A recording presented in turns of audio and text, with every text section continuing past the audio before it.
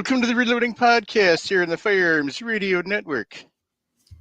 Presented by Patriot Patch Company and Colorado.com. How's everybody tonight? Good. Doing good.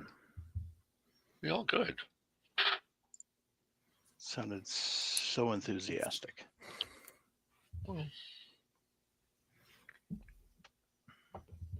Like, oh, damn it, I had to talk.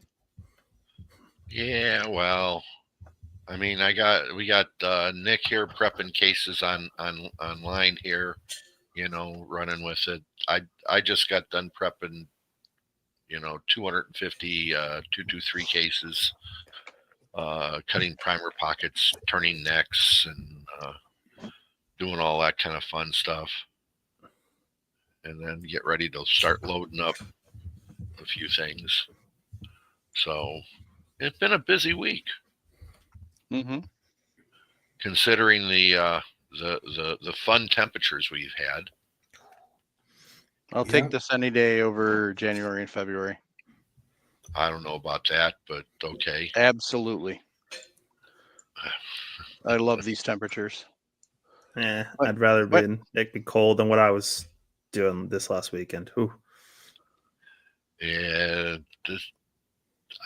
my age tells me the hundreds are not for me. So went shooting Saturday. Cool. Or Sunday, actually. Sorry. Anything exciting? Nah, 22. Hey, it's still fun. I took a 22 and then a dagger. I took them out to basically play with the Rangecraft versus the Xero C1 Pro. So the Athlon Rangecraft versus the Garmin Xero C1 Pro. So, Andy recently brought the Rangecraft. Nice. Yeah, Ken and I went out Sunday morning to Columbus, putzing around. I took my 10-22 rifle, my my 22 pistol, and then I took one of my daggers with some factory loads. And then he's trying to make some ridiculously light loads for one of the competitions he's in. And so he brought out his competition pistol and his competition rifle to try them out. They would not cycle the pistol.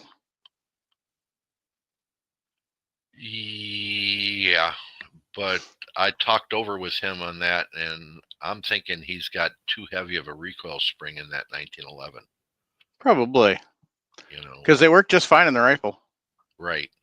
So, he probably got a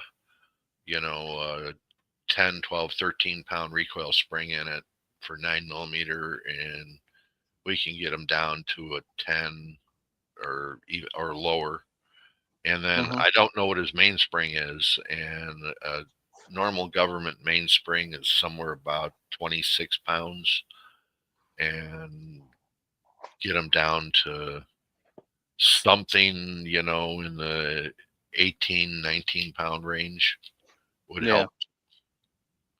Because if people don't know that if the gun will start to unlock, that means it's overcome the recoil spring, but the mainspring, which powers the hammer, has got a very low angle on it to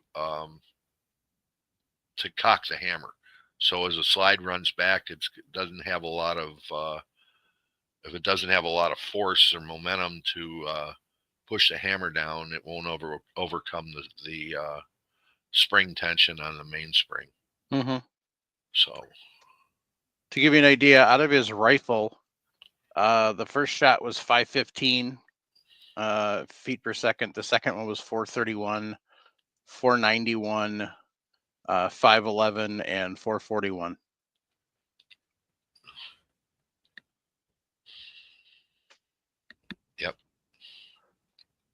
And that was out of the rifle. So.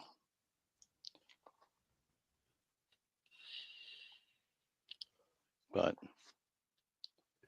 it's an interesting endeavor there.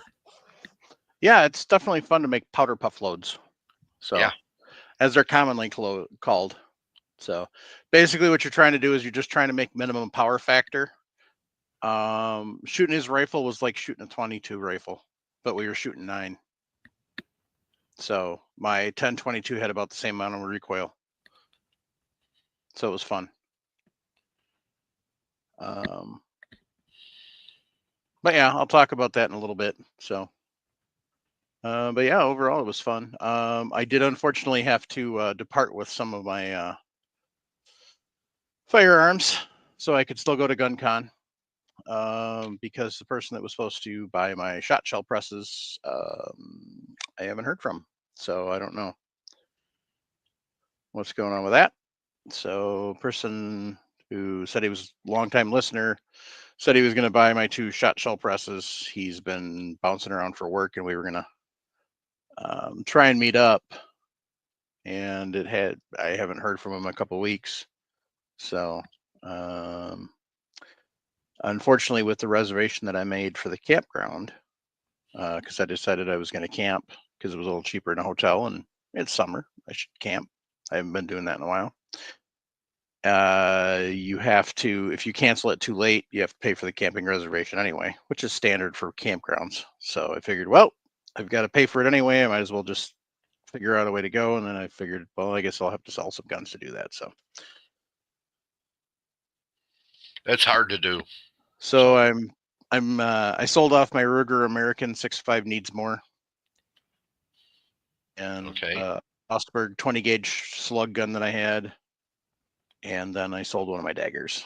So the needs more kind of bothered me because I had that I had a deer rifle for both of the boys if they both wanted to go. So now I've only got one, but I've still got enough guns that we can figure out a way that they can go. Somebody just use an AR. So, and the dagger is the one that I was annoyed with because I really like those daggers. So, but I'll get another one some point in time. Well, it is what it is. I mean, it's a staple gun. What the heck? Yeah, well, Yep. But it's not your average staple gun, so. No, it's not. It's actually better trigger than a factory Glock. Well, that's, yeah. Not hard to do. Yeah. So.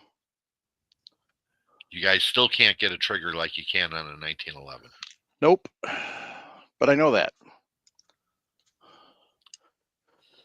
But it's still better than a factory trigger on a 686. Yeah. So, Nick is trimming cases in case anybody wants to know what he's doing on the videos. He's not doing something untoward. I would never. My mind would have never caught that mic. I just happened to look down at the screen and saw your hand moving in an unnatural manner, and I figured I better explain to people what you're doing. He's got that Peyronie's disease if he can do it that way.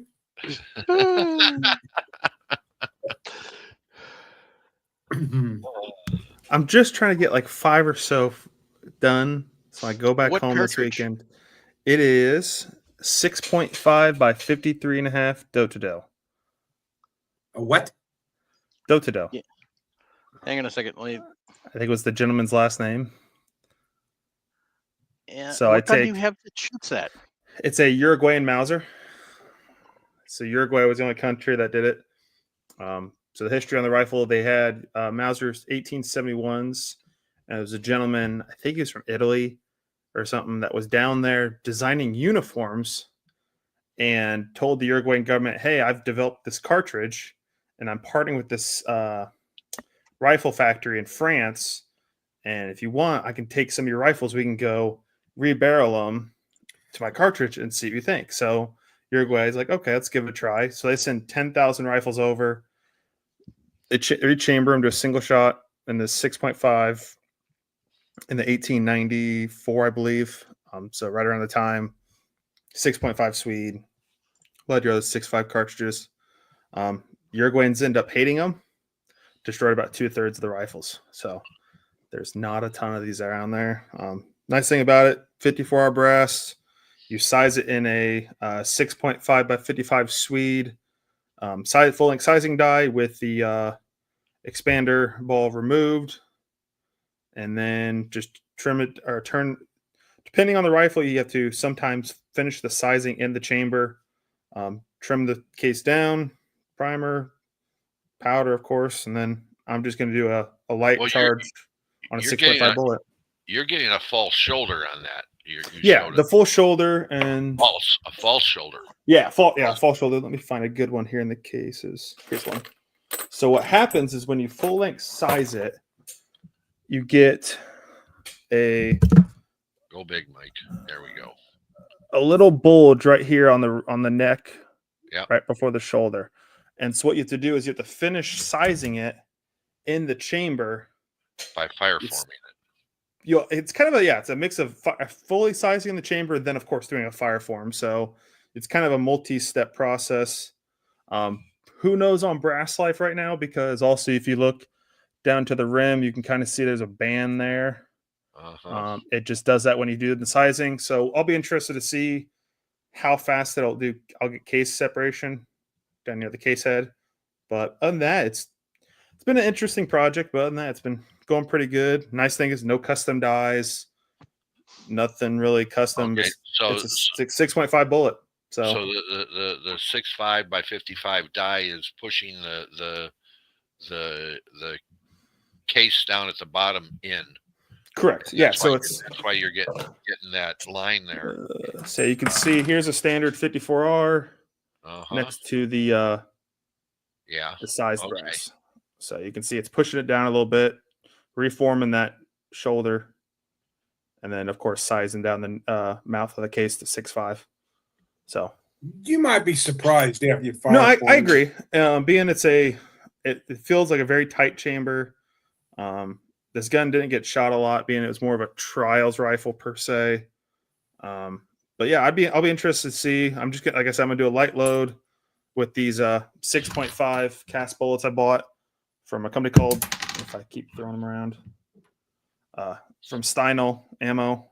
They're 2.66 diameter, already coated with a gas check, so I'm not gonna have any issues there. But yeah, just a nice light load. Right around the 1,500 feet per second is probably what I'm going to push. Not where you're going to ruin the brass, ruin the primer, ruin the chambering, ruin anything on the gun wise. Just more of a plink and load that also does a fire form. So, is that enough pressure to fire form? That's the question. That's what I'll be interested to see. I can already I'm going to take this dummy load and go try it here in the rifle after the show. Every single piece of brass, I was seating in the chamber, so the brass will seat. So that's the biggest thing. And if this case fits, adventure, do it during the show. Do you want to get taken down? I don't care. They're only going to take us down to YouTube. I can go grab it. Let me go grab the rifle real quick. Oh, you're going to kill it. Hey, I'll make it sure it's down so you don't see it. How about that? I don't care. All right, be right back. So. What's he got, a sand bucket there? Oh, I think he's just going to fit in the chamber. I don't think it's a dummy round. Oh, yeah. Okay. I was he's just going to see how it fits in the chamber. He's already had one accidental discharge in his house. You don't need another. Don't encourage him.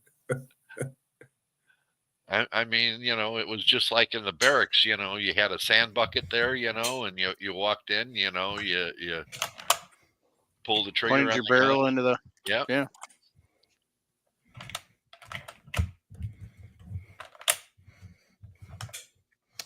Okay. Why are you not seating? Because what's weird, my FMJ load dummy fits just fine in the chamber. What's your overall length compared to? That's the ogive. Yeah. The ogive is what's going to kill him. Bad thing is finding an original bullet's almost impossible for these things. Loaded length is a 3.02. Yeah, but where's the ogive on that lead bullet? My guess right about Yeah. there. That's pretty. All right, then let me do this. We'll seat it a little bit further. I seated to the grease groove. So the top Right. grease groove, I figured that would good. I'm getting a good enough neck tension, so we'll seat it a little bit further.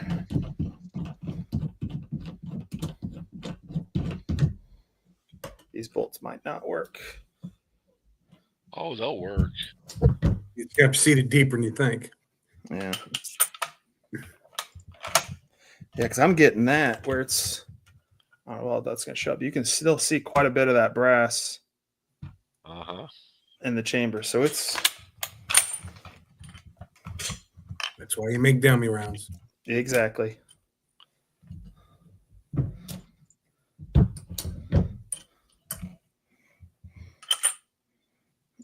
Nope.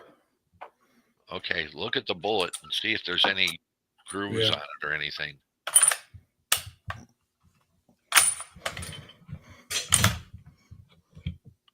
Yeah, I'm hitting. You got to go deeper than you think, bud. Yep.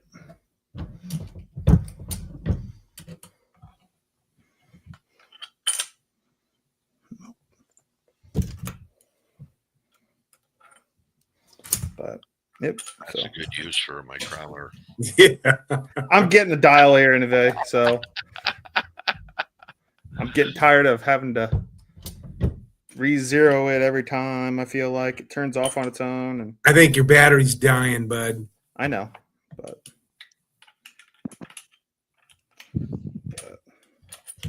I'll keep playing with this. But yeah, it's just a little bit different learning process. Yeah, the bullets are, between the full metal jacket and the and your round nose that you're dealing with, they're a lot longer, and may have to. You know what? I see this one's super long. Let's try this one, or super deep. Where'd the tool I just had go? But yeah, it's this is the playing game, trying to get it to where you want it seated. There we go. That one's seated. Okay. But no, now it does that. It pushed that bullet all the way down. So That's where the nose is. So that's where you're at. You got an issue with the bullet. interesting. I'll have to play with that and figure out what's going on. So it pushed it all the way in. Yeah. Well, was if your only you neck had a tension good camera enough? where you could look down the barrel. You know what this means a good use for? Xero safe. There you go. So I'll Xero safe the chamber. But yeah, I'll play around with that. But yeah, that's just a nice little fun side project, getting that ready for some of the buddies that are coming in for their show at the end of July.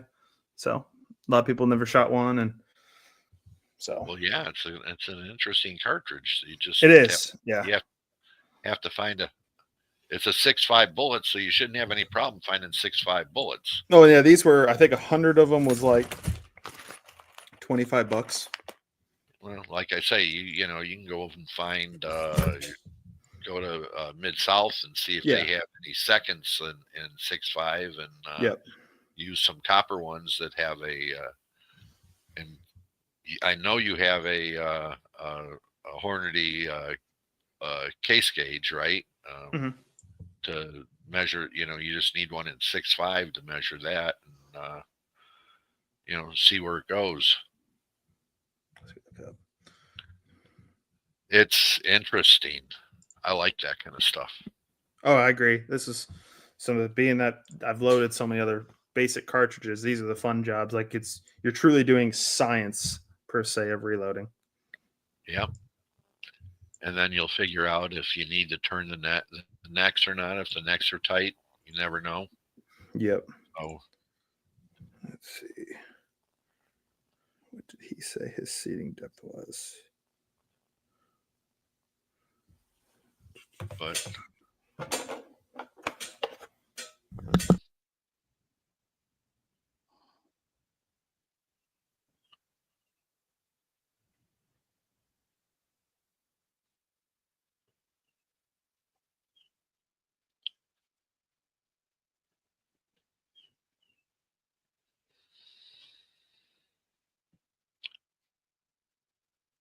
what you got there, Mike? Oh, Got the just my key? phone. Okay.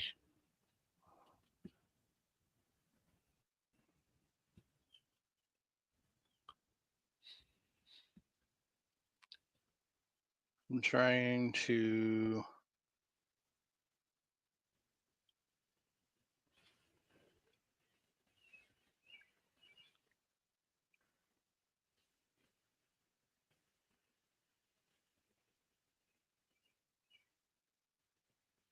Find something. While you're doing that, I don't know if anybody else heard with the portion of the big beautiful bill that there was a portion to sell like 2 million acres of public land, of federal land. That ended up getting removed, which was a big win. So Yay. It just pushes the bill closer to closure now. yeah, because it's going through the Bird Act right now, Right. which is where it gets that that basically that final review process after stuff's been added on before it goes for a vote. So probably late this week, early next week, we'll have a vote right before 4th of July recess, or unless they're on 4th of July recess all next week. I don't know. I can't keep I don't take care of their records. So, yeah, we'll see what happens with them. So far the short bill and the Hearing Protection Act are still in it. Is that what you've heard too? As far as I know, yeah, it's still on there. They haven't removed anything in the Bird review. And Schumer has gotten done over his hissy fit about silencers being declassified.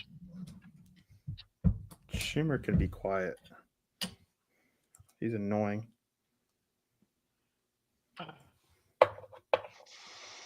Yep. That's one word for it. Yeah. I give up.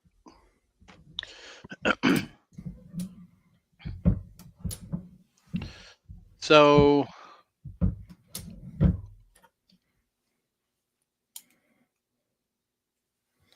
Okay, let's try this one.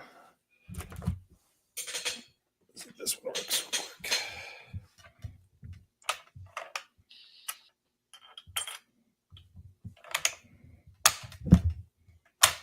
Hey, let's. A bit more.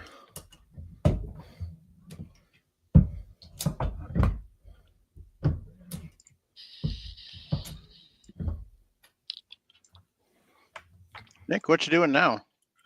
Just keep messing with it. Right I think I got her. Yep, we got her. Okay.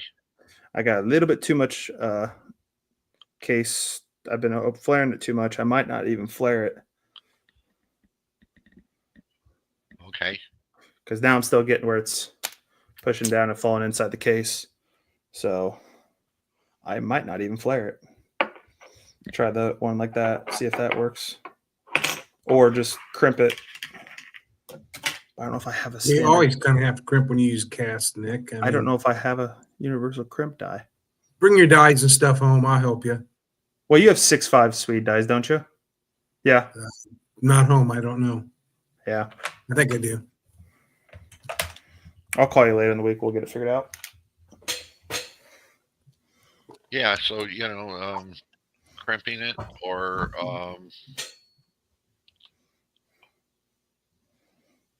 take a 30 caliber mandrel that's got a point on it and just kiss the the top of the case to open it up a little bit. Mm-hmm. So what's your bullet diameter? 266. Yeah. So these are a little bigger. These are 2 thou bigger.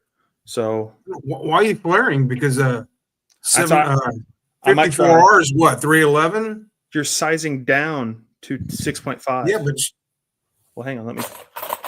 yeah, take your, what do you?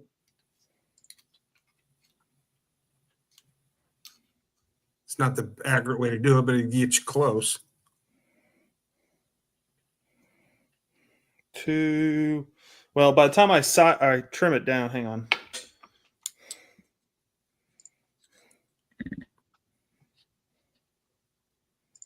$256, $257. Yeah. Yeah, I would try it without flaring it. Just Okay, to- yeah, I'll give it a try. I got plenty of 54R brass. That's the nice thing about this. Like I could play with plenty of dummies, and then I can just cut them down yeah, here. with those. Well, I yeah, would- Tell you the truth, I'd shoot try fire forming without the bullet, just the powder, some cornmeal, and a wax plug. fine. You know what I'll do is I'll get brass made, and I'll bring primers home and powder, and we'll do that. And Speaking take of long to do. primers, do we want to talk about the Oh, yeah. press Yeah. release?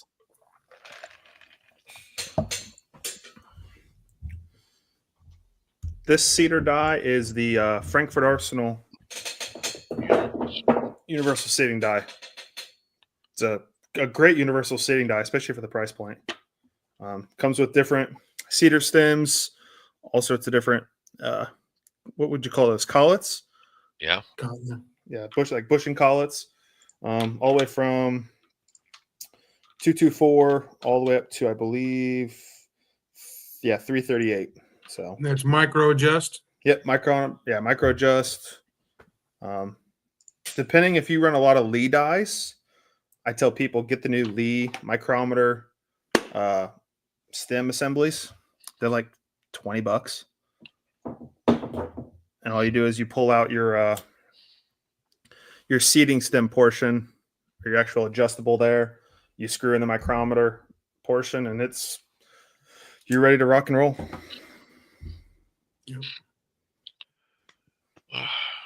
Yeah. Well, let's see.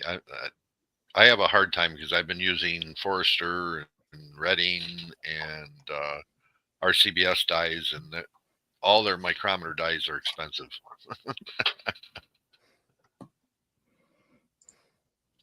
It's I find that you need a sleeve in order to follow the bullet into the case. Mm-hmm.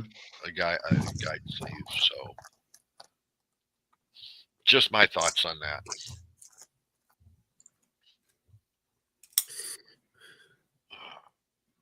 So, we have a press announcement. Yes. Oh, okay. Is there any way of putting that up on the screen or? Not a.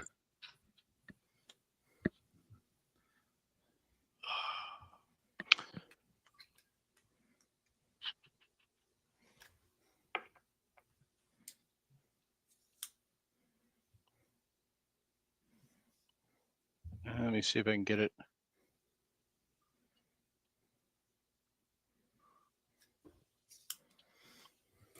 Oh. See.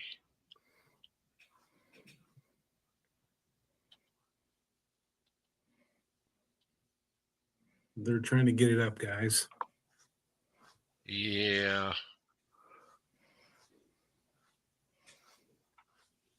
But it being a Facebook thing, it might not be the easiest thing in the world.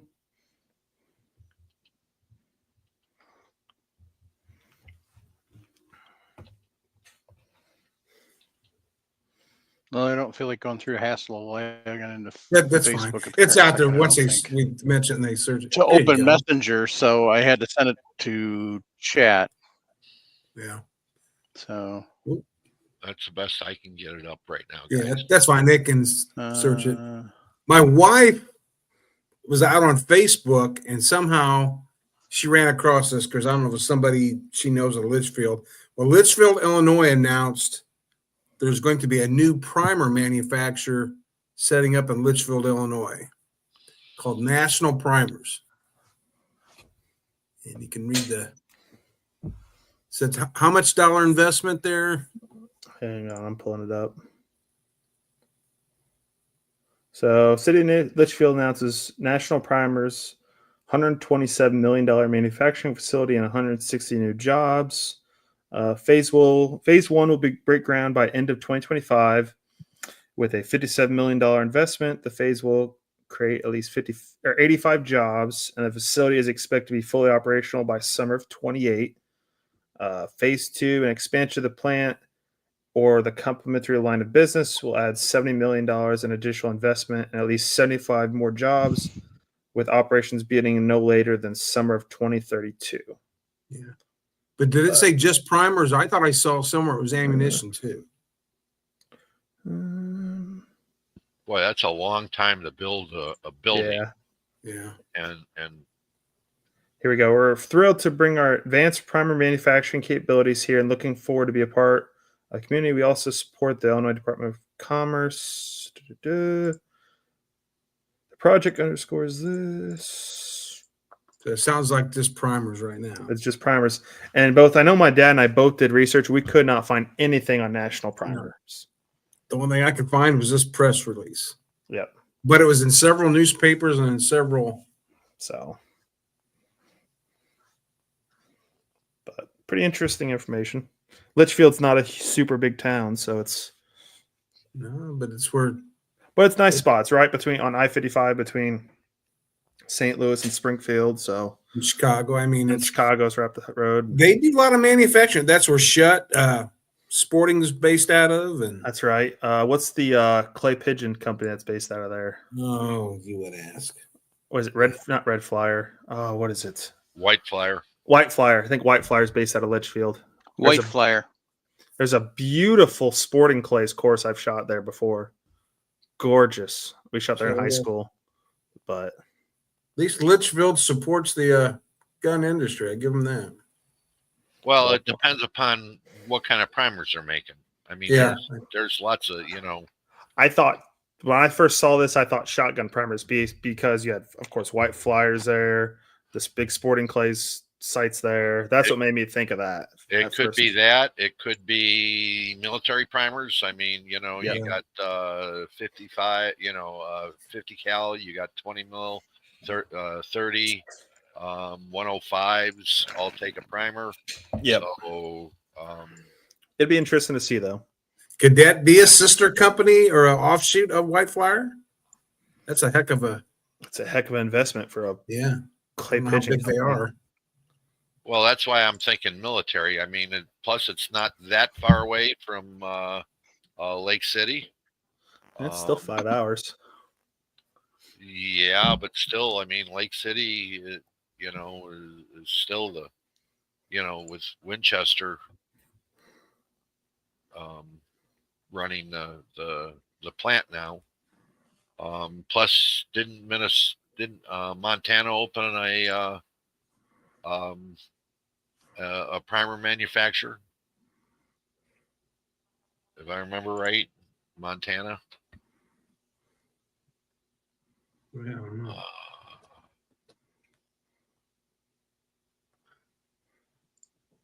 Going to be interesting. I'm sure there'll be more data released as time goes by. Yep. So. But that's potential good news for the future. Yes.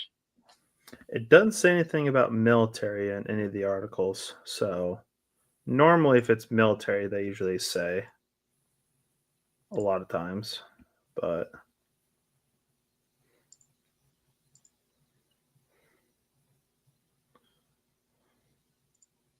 they're buying 200 acres. That's a pretty big complex. Mm-hmm.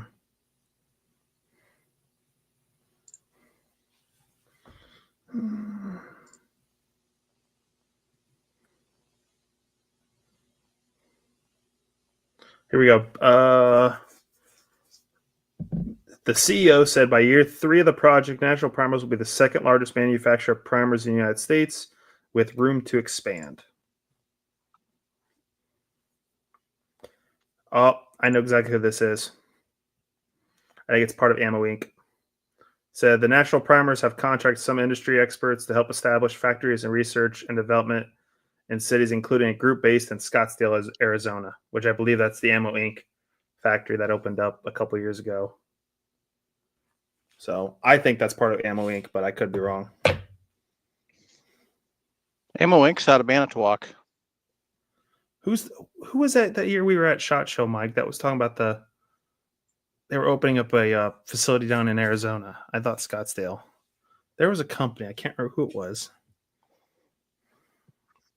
Maybe it wasn't Ammo Inc. But it'll be interesting. And if they pick a state like Illinois, which is kind of crazy, you would think he wouldn't go to that state, but okay. Right? Yep. They'll just pass a law. All the profits go to Chicago.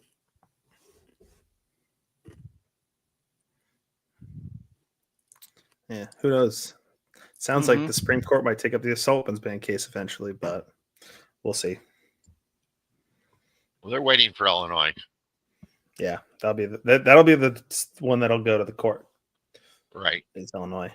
So, but that's still 2 years down the road. Yep. Hey, it won't matter to you, Dad. Just I know it won't matter. You got to make it to the end of the year.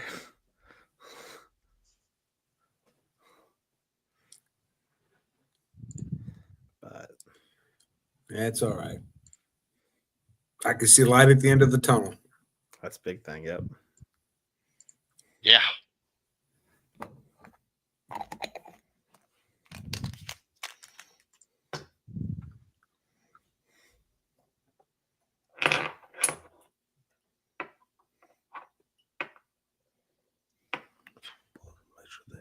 All right, Mike.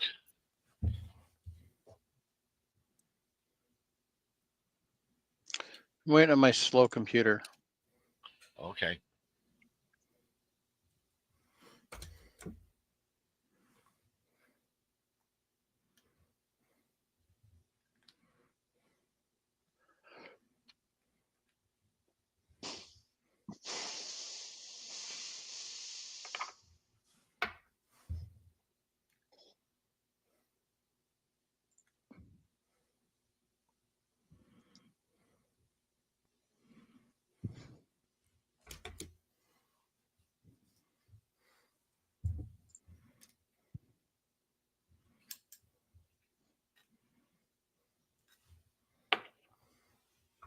Good grief.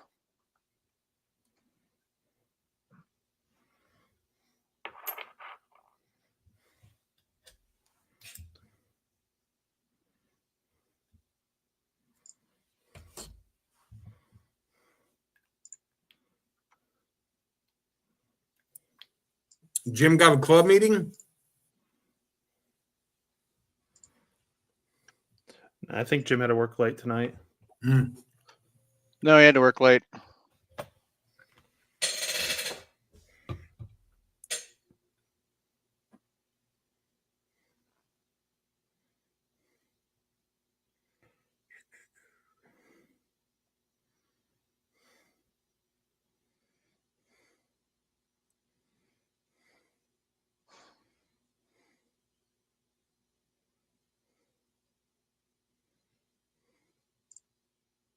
Good grief.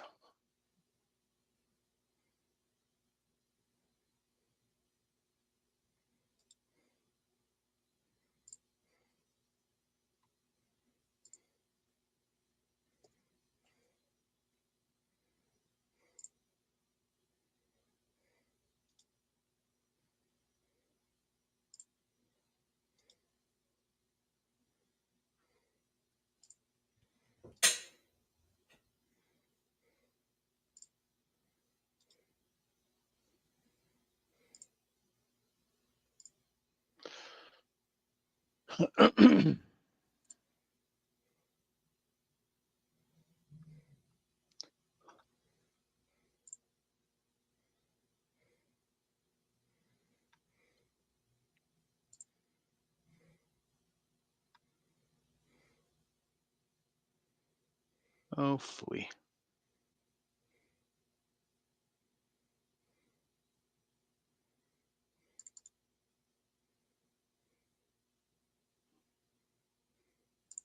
Damn it. Good grief.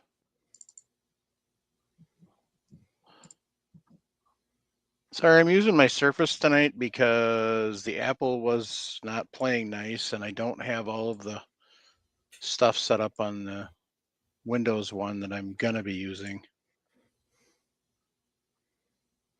So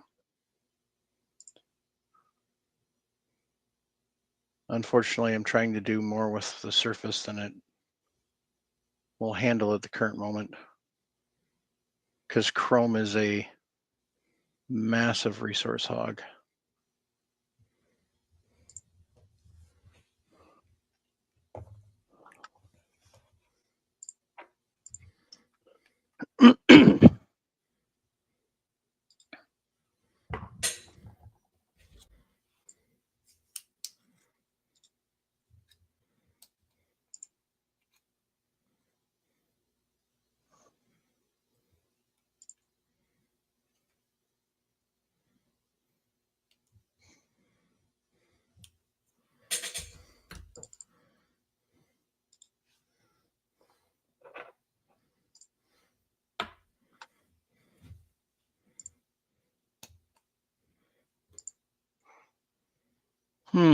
You know, you guys can talk.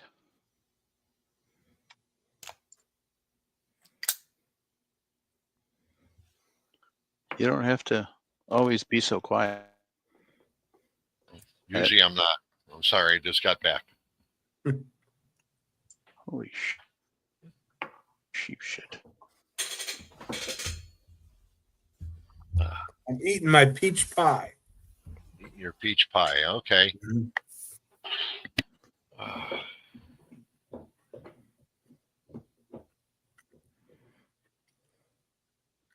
Yeah.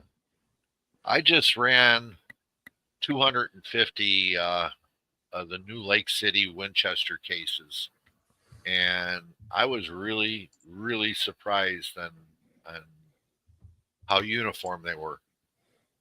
I know I turned necks, and I was able to check them before I turned them, and the necks were within 2/10,000 of each other, and the primer pockets were within 4/10,000 of each other, which is nice because there isn't a lot of work to get them to go. And yeah, 250 cases, not bad. This Winchester bag brass? Yeah, it's Wow. bag brass from Lake City. Oh, from Lake City. Okay. I think. Yeah.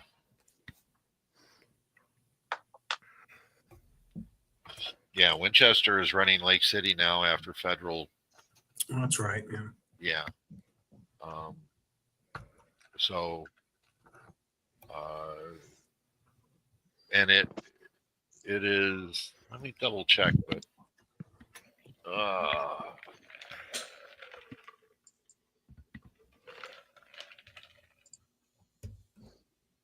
yeah, it's marked Lake City and Winchester both. Really? Wow. Yeah.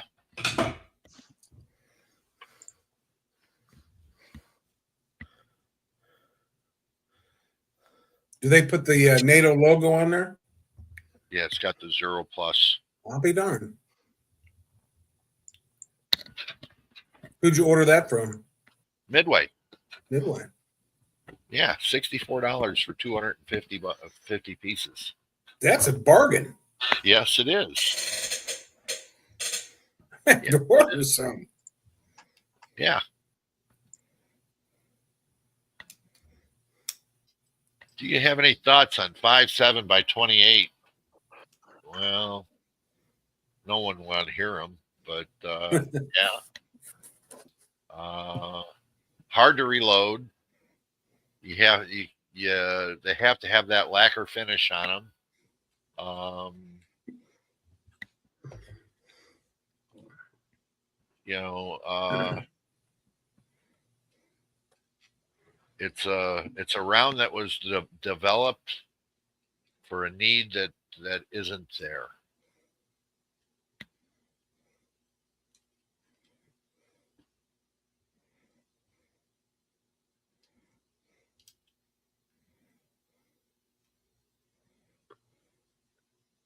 So how's that?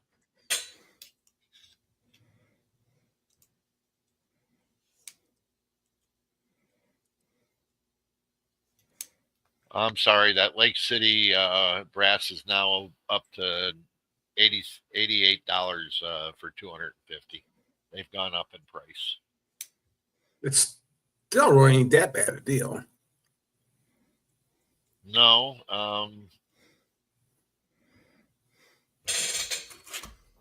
they're selling 100 pieces for $22. So 44. It's still yeah.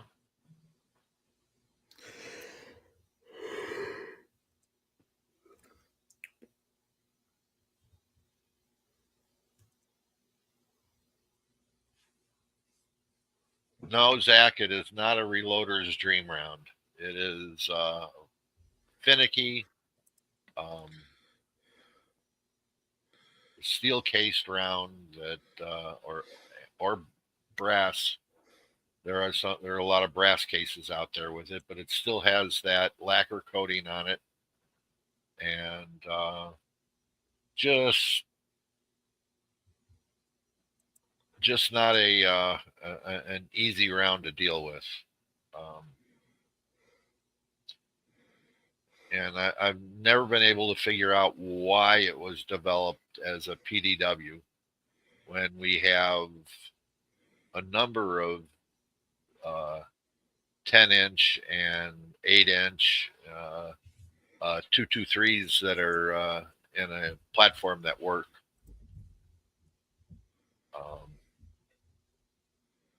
So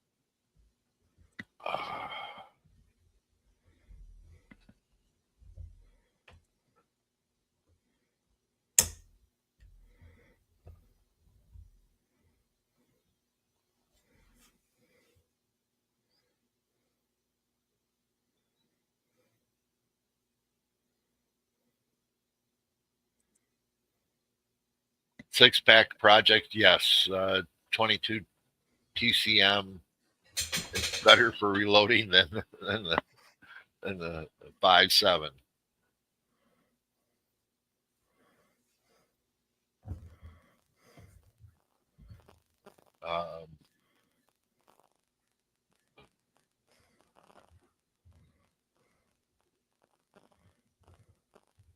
Even the 4.6x30 is better, but there's only two guns that Right. that.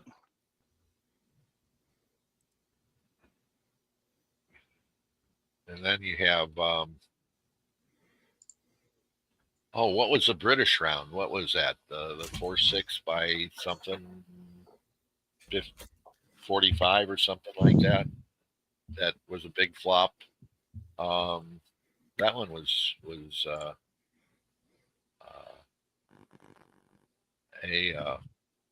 Oh, you're talking the 4.6 by 30? yeah, 4.6 by 30. Yeah. What the MP7's in? Yeah. No, but what was the British? The British did their originally their bull pulp. Oh yeah. It was a 4.6 round, but gosh. it was like a 45 or a 40 or something like that, and they tried to get NATO to go with that, and of course that died. 280 British. No. That was before the 308.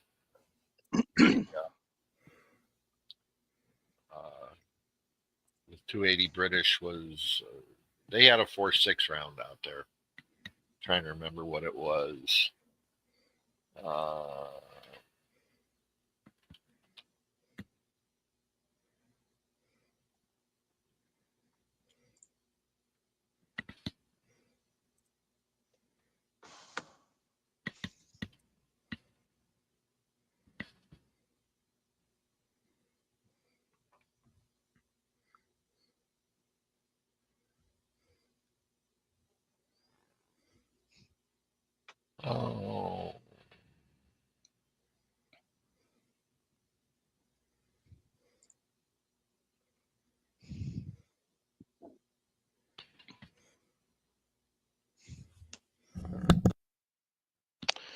Andy, we're getting to the Rangecraft. Unfortunately, I can't get the freaking data to come up that I want. That's the problem.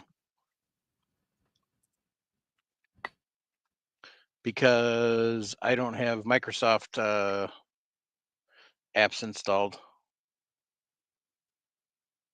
I wish it was rum and Coke, but it's just regular Coke.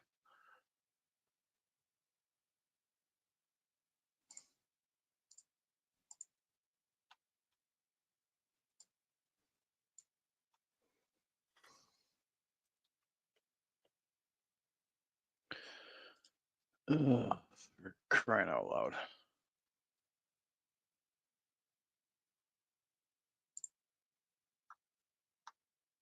So the problem I'm having right now, kids, is I don't have Microsoft apps installed, and Google changed the way they do their apps. And so I'm trying to bring up the data. So anyway, oh, Andy, you should check out if you're on our Discord. One of our guys actually used a Nerf gun to get the deaths. And the 4.6 HK is not the one that he was talking about. That's the one I was talking about that they used in the MP7. And you can get a Banshee from CMMG in it too. They made the 4.630, and HK also made the 4.636, just so you know. And the 36 was supposed to go in the that new assault rifle that was supposed to happen, and it didn't. So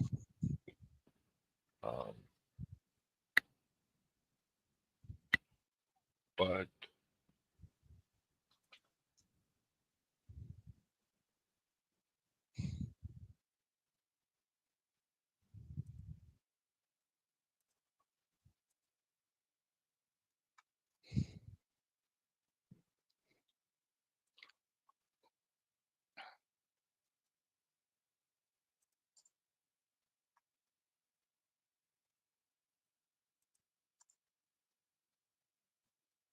yeah, Andy, we're waiting to see some results on the zinc test, zinc loads test.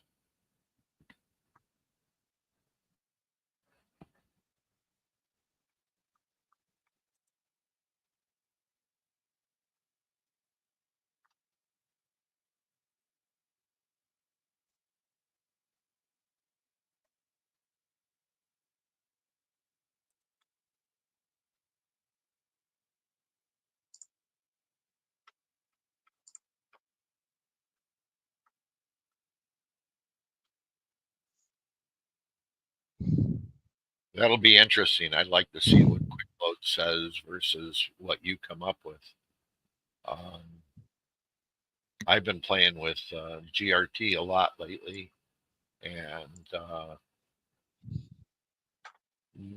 I worked some of it out with Ken on that 9mm powder puff loads that he was looking at, trying to keep it in the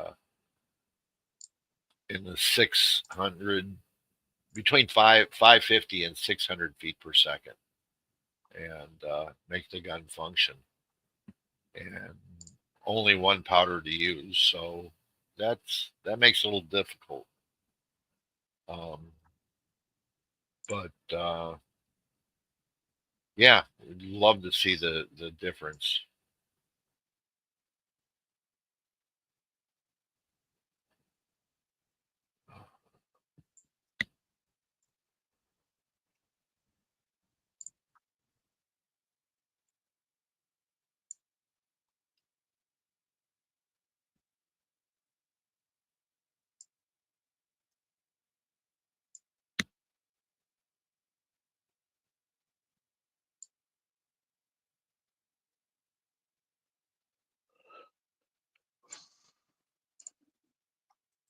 What do you have to bring up, Mike? A spreadsheet? Yeah, 2 of them. I've got them just about now. Okay.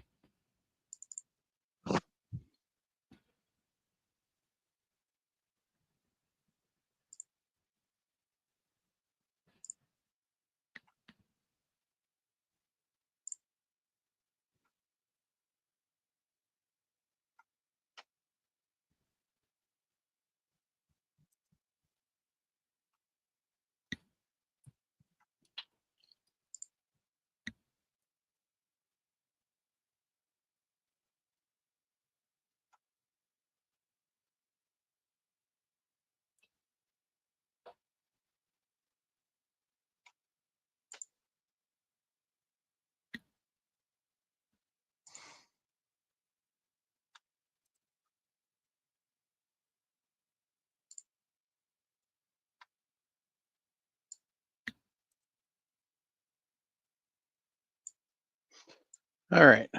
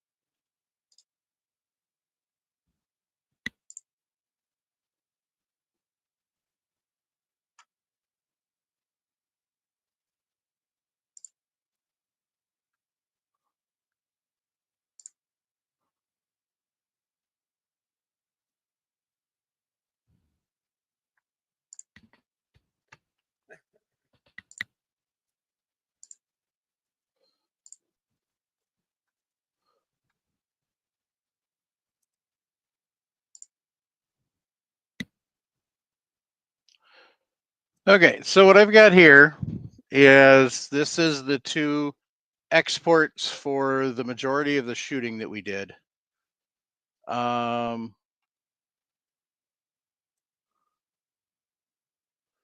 for shot. On the left is the Athlon. On the right is the Garmin.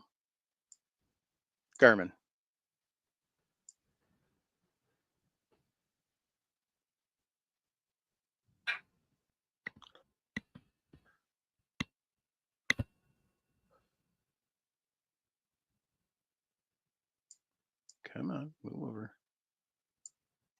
So, so you've got your shot number, you've got your speed, your deviation from the average, your kinetic energy, your power factor, your time that the shot was taken. Basically, what we did is we were kind of comparing between the two to see what was, if they were, you know, within plus or minus 1%. So you figure at 1,300 feet per second, what's plus or minus 1%? Anybody? Because I don't want math. Oh, what is that? 1%? 133 feet per second.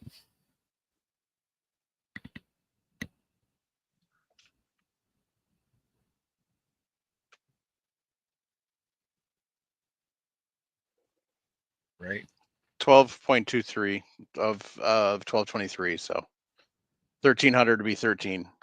So, so like shot number one is, you know, 1218 on the Athlon, 1223 on the Garmin.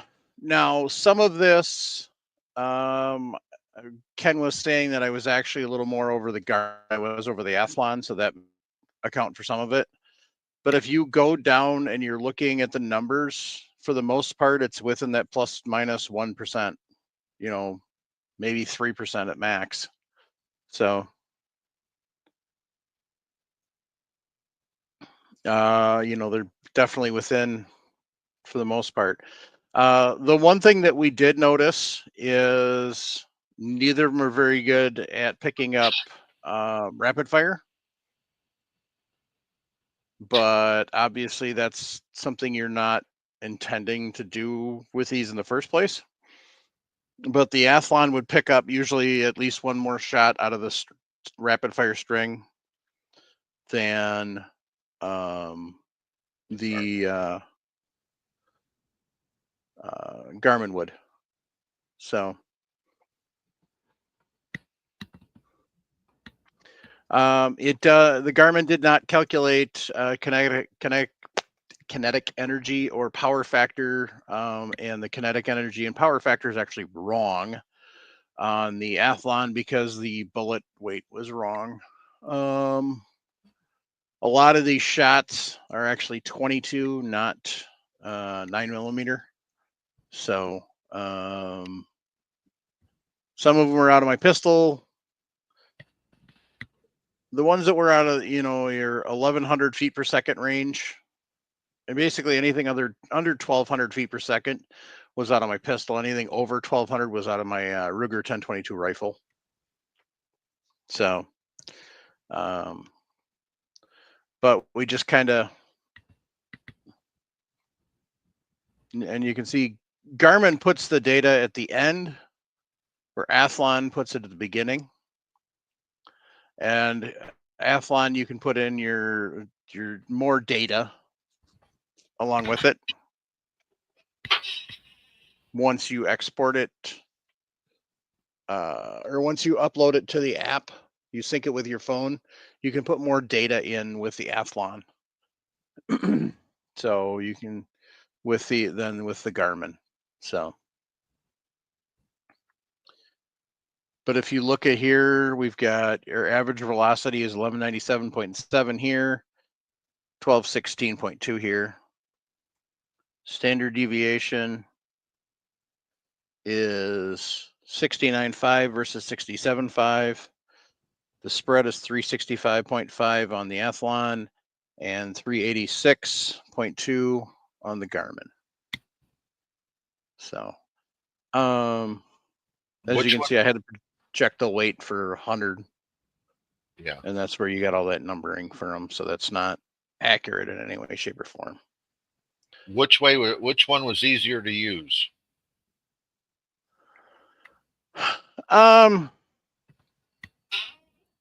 Honestly, the Athlon's just a smidge easier because the up and down buttons are on the side, and the OK button, it has an extra button, so it kind of makes it a little easier. Okay. So I need to get out and actually do like a true test, not just farting around. On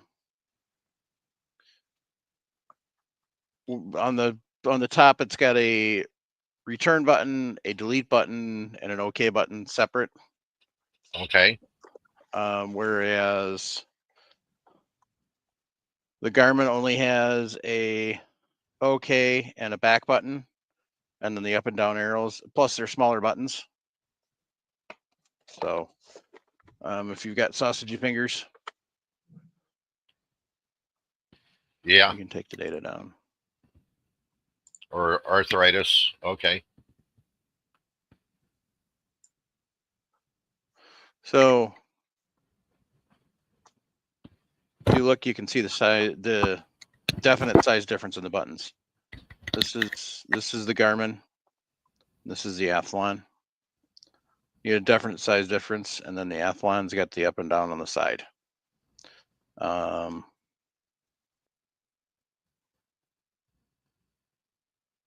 Okay. So, Battery life. I'm not sure. I haven't really, because unfortunately the Garmin wasn't fully charged, so Okay. that wasn't a fair test. So, that is something that will happen next time when I get back from GunCon. GunCon and I get some more fundage. Then I'm going to get my membership to Waterloo, so I got a range that I can fart around on, because the state range you can't really fart around. You don't really get an opportunity. And then I'm going to play hooky one day and go out to Waterloo, and that way I can set up and fart around and really, be a ding. So,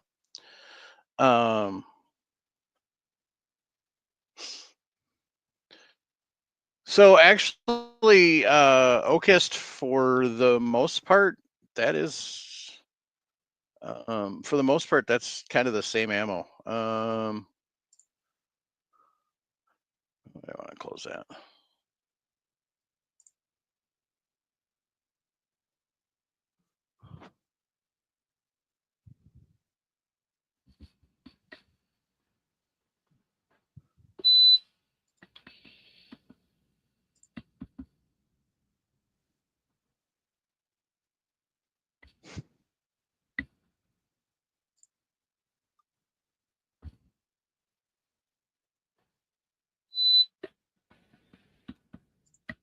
Good grief.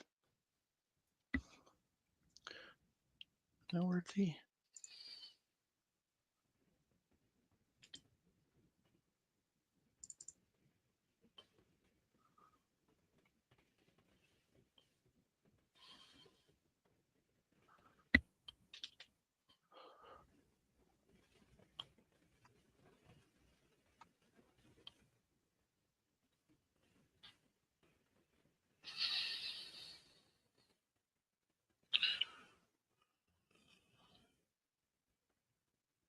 Ocus, the hard thing would be to judge which one is going to be the more accurate one of the bunch, because you're only dealing with 2 chronographs. You almost need a third to figure out the. Hang on. No, my understand.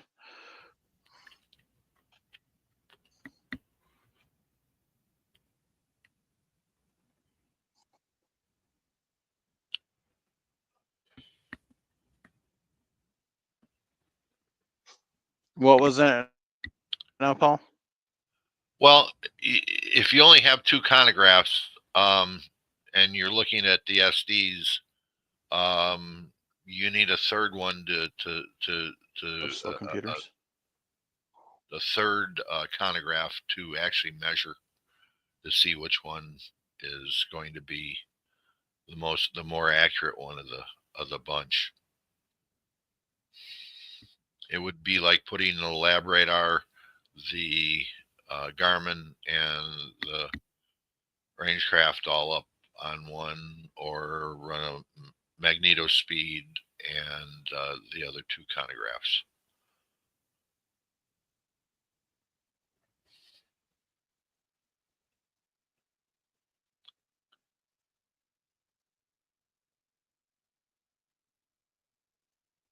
I would prefer to say something like the magneto speed, because it's a different type of chronograph, and getting a reading from it versus the other 2, because the other 2 are radars, and the magneto speed uses a magnetic field that it travels over. Would be the more interesting way to run it. And we lost Mike. There we go.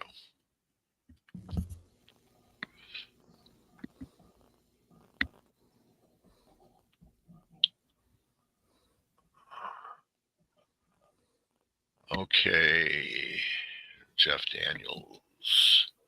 Impact Shooting has some good videos showing the magneto with Garmin and Athlon. He had issues trying to run the lab radar with the Athlon.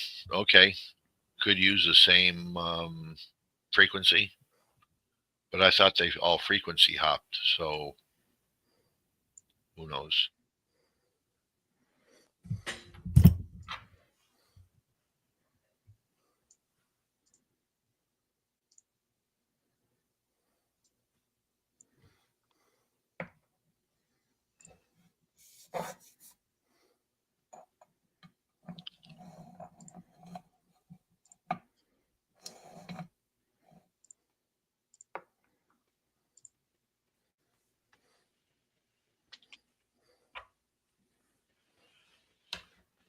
Okay. So this is shot for shot.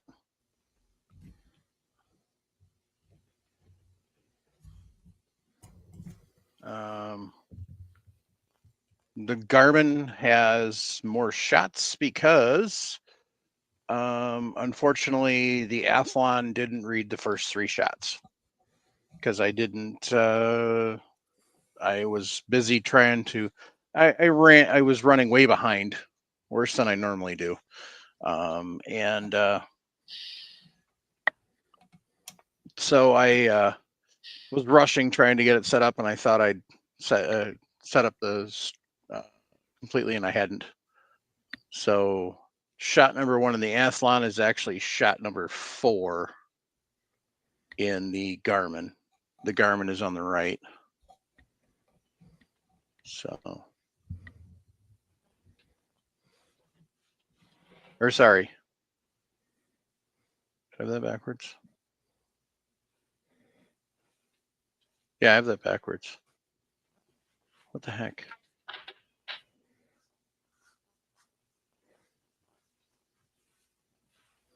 Sorry, the Garmin wasn't set up right. Anyway, next time I'm going to shoot the videos for the whole thing. So, but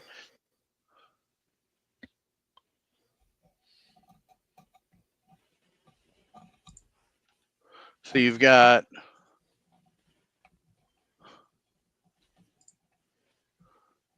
.511 to .505, 441 to 426.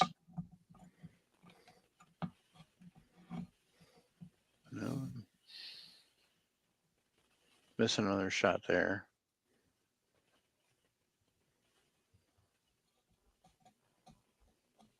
Okay, so I guess I'm not. I thought this was accurate to. They're still not the same, so never mind. So. Well, just on shots 4 and 5, you're at 511 versus 505. Yeah, but it's not lining up right. So there's not all the. Okay.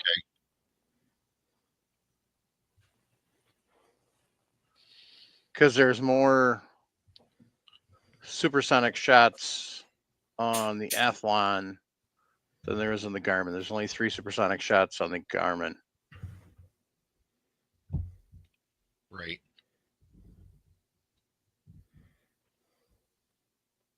Well, I should say super 1,000.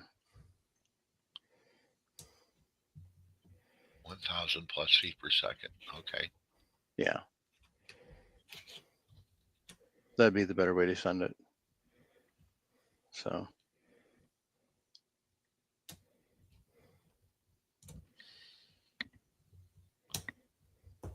Interesting. But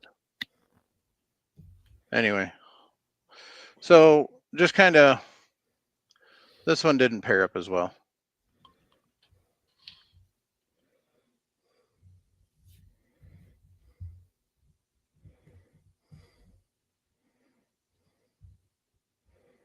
So is that the app on both of them? Each one has an app? Yeah, this is the exported files. Okay. So Garmin only exports it as a CSV, Okay. whereas Athlon exports it as an Excel spreadsheet. Got you. So You can do a lot with Excel. That's nice. So OKIST, I am going to be doing an actual, like I said, I'm going to be actually doing a actual test with these with factory ammo. So out of a pistol, out of a rifle. So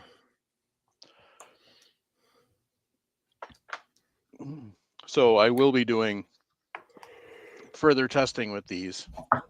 I did send an email off to Caldwell to see if they'll send me one of their Velociradars to test. So we'll see what they say. I'm not holding my breath. My question is, no matter what chronograph you use, it sounds like you get 3, 4, 5 different chronographs, and none of them are really going to agree with each other. How do you know what the true velocity is? Well, that's the problem. Yeah. The other thing is the Athlon has a bigger screen.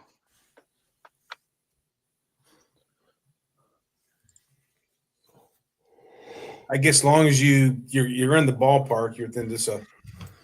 Well, I mean, see, people are saying the same thing about the lab radar. You know, it's the bottom line is you basically, as far as this goes, the bottom line is you have to just buy one and stick with it. Stick with it. And that's the one you're going to use. You're still going to dial in what your gun likes. Yeah.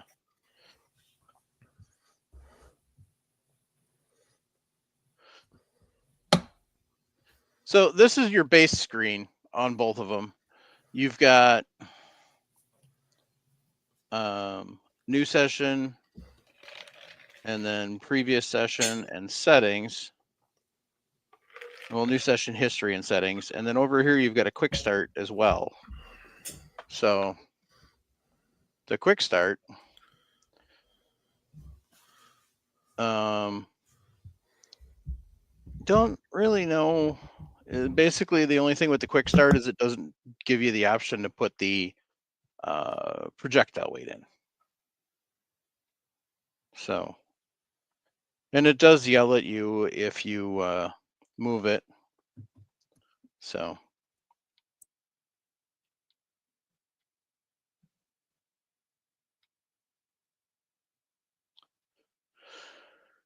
but this is your base screen. If you're in a, and it yells you if you move it. So,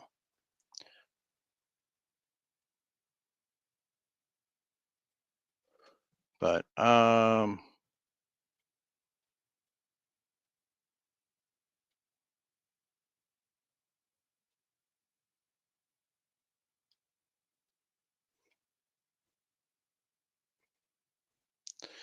here is,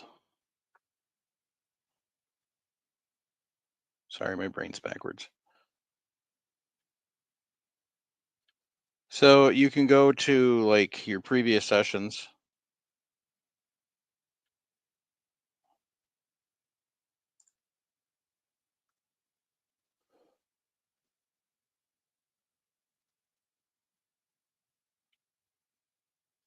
And then it'll show pistol to rifle. I'm going to go to the rifle one. You can go a summary, and it gives you your average, your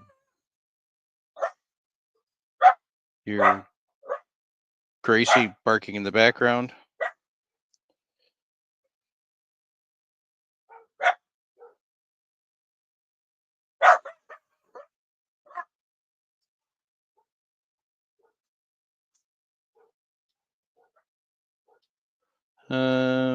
Yeah, I left the doggy door open. So, and then you can actually take a look at your entire shot record. So this shows your shot by shot. And basically it just shows the number of the shot and the FPS. Of course you would, Russ. So this is the Athlon once again. And then you can just go down and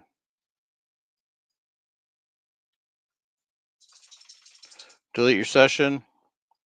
Boom, gone. So, and then that's that. So, and it shows you whether you're connected to the phone or not.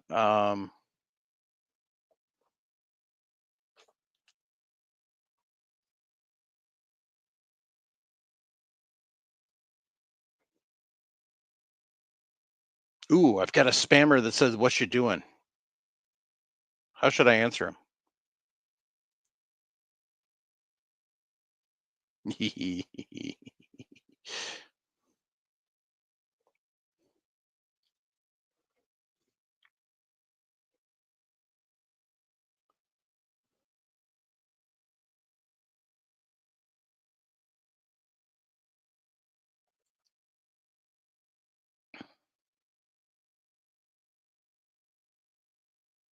So on the app, you've got calculator, rifle bullet profiles, Athlon videos, manage devices, connect device, settings, help, and account.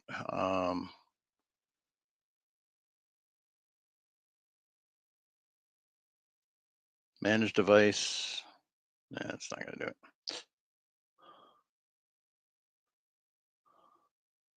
So this is the fuzzy version of what you're looking at on the actual thing. Via the app, here's the rifle. Now this data is still on here, even though I deleted it off of the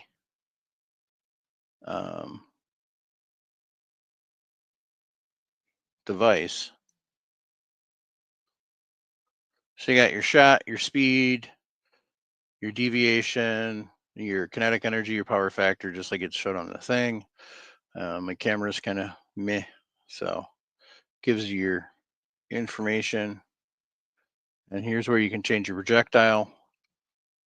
So if I want to edit the projectile, and I'm going to put it at the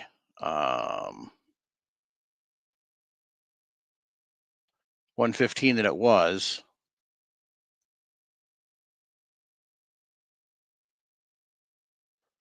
Then it actually goes through and it changes my screen. So you actually see that it changes the kinetic power kinetic energy and your power factor. So it does that on the fly.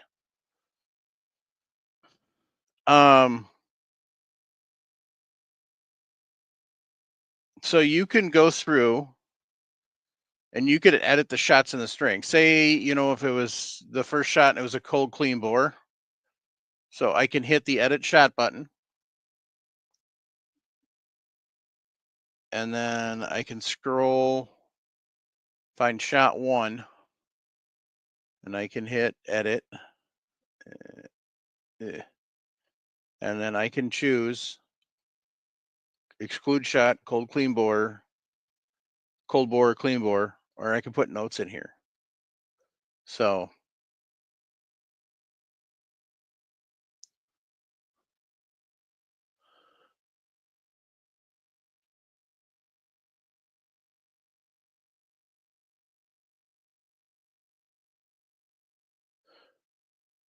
and I must have done shot 2. So as you can look, it's got a snowflake next to shot number 2 now. So that shows me it was a cold bore. So that's kind of interesting.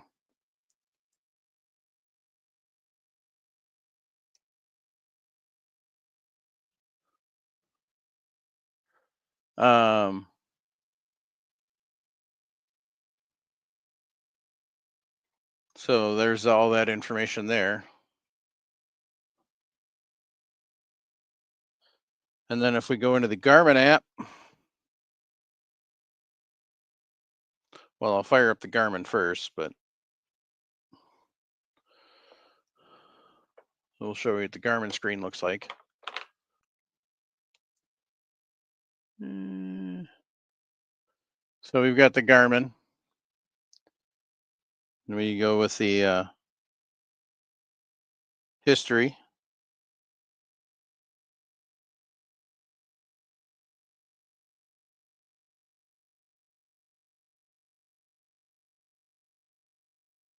You select it. I'm going to go back because I selected the wrong one. And so with this, you've got your session summary, your shot list, your bullet.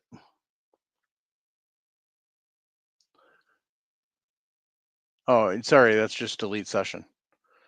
So session summary, shot list, and delete session there.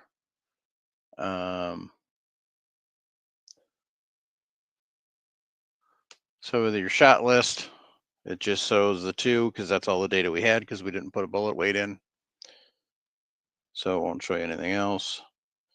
So it just shows you your speed and your average deviation.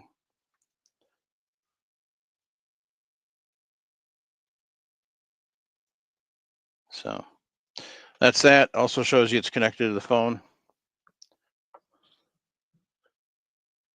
And then here is the app here. So I can select this. And you can edit shots here as well. So we'll hit edit shots.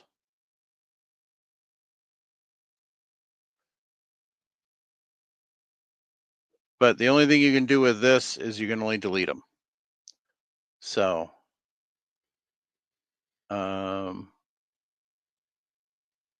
And all you can do is rename the session or delete the session.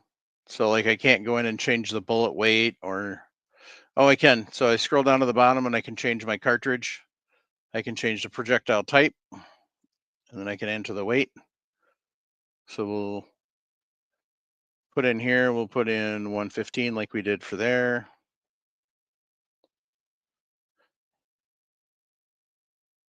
And now you start to get your kinetic energy and your power factor. So.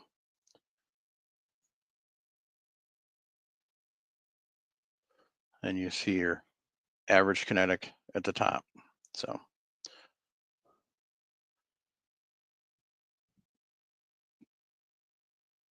So you can still do most of the same things.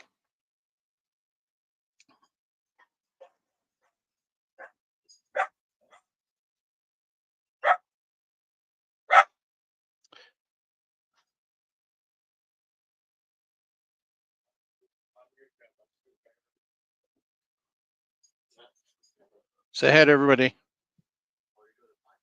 Duh, it's Tuesday night. Say hello to my son, everybody. Hi, everyone. Hello, son. So, yeah, it's kind of laid out a little differently and that. So, I am going to, like I said, I'm going to do a lot more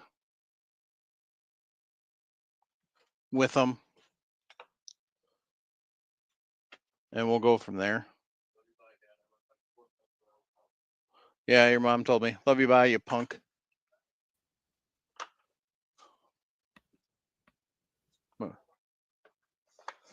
He thought it'd be a smart aleck and he stopped back over now that he's moved out. And he left cups all over the house. Be a smart aleck. Because he was leaving cups all over the place in the kitchen. He had like 3 cups up there when he was here for drinking water and stuff. And so I gave him a coaster and put his cup on the coaster. And so then he swiped my cup and hit my cup on the coaster just to be a punk. And so when he stopped by today, he put like 4 cups all over the kitchen. But he failed because his mom cleaned them all up. Anyway. So there's your silliness. Ray knows about that. Paul knows about that. So, did we lose Nick? Yeah, what are you doing? No, I'm here. I was just. Did you find looking any something. new and interesting guns to buy? No, I haven't been looking. I got one. I gotta get paid off. So. Yeah. So, I still got that Savage 1917 on hold for you. Okay. So, but yeah. So, I mean, the nice thing is you can see the differences, but because of I mean, they were definitely usually within 15 to 20 feet per second every shot. When I was slow shooting with the 22s, whether it was the pistol or the rifle. So, Were they side by side on the same plane? yes. Okay. About 6 inches apart.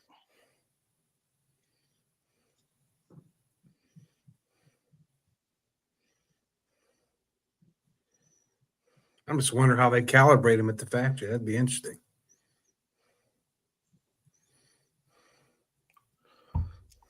So basically what I did is I set the Athlon and the Garmin here, and then I had the barrel over the top. So.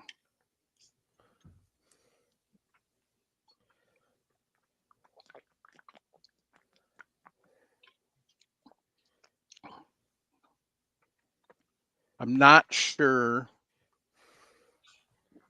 how it's going to work when I try and bring the lab radar in. So that's going to be the interesting thing. Eventually, if you did those two again and if you get a lab radar, then a shoot through Crony, and see how they all compare to each other. I might. I think I got to dig my shoot through Crony out though, because it's over at storage, I think. No, it might be in the reloading room. I'll have to look. So, but I want to try the magneto speed too. Yeah. So, what I'll probably do is take 6.5 because I have some Hornady Black ammo, factory ammo. So at least we have a idea of a range. And I'll do it testing with that.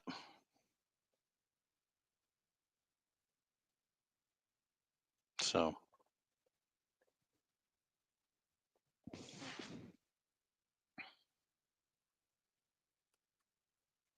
The problem is trying to do any consistency testing with 22s is like shooting yourself in the foot. Yeah. It's just a bad idea because 22s are so inconsistent. I suppose if I probably use some of the better stuff I've got, it might have made a difference, but using mini mags and then some Aguila and some Federal Auto Match. That's what I was shooting. So.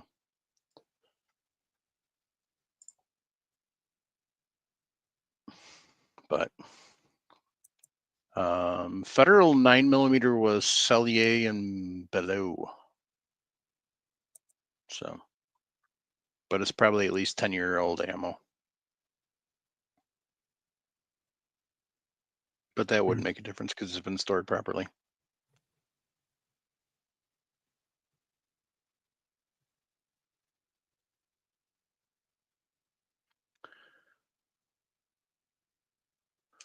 But anyway, so that's the update on that is, I definitely think we're in the ballpark on the two. Yeah. If you have a Garmin, keep it. This is just initial impression. If somebody wants initial thoughts on it, if you have a Garmin, keep it. If you are looking to buy one, I would say that the Athlon Rangecraft is probably the one to buy at the current moment. What's the difference in cost between the two? Currently, I don't want to do that.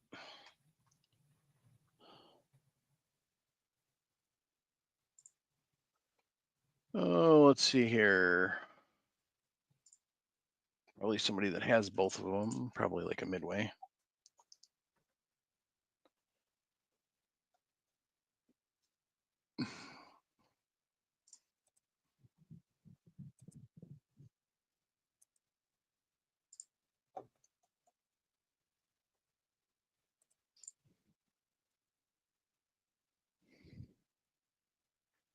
So currently at Midway USA, the Garmin is $599.99 and the Athlon is $399.99. Oh, wow. Yeah.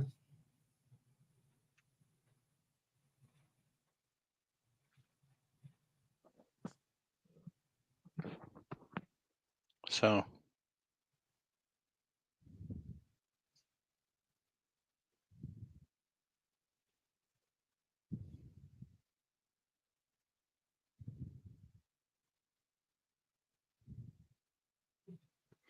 that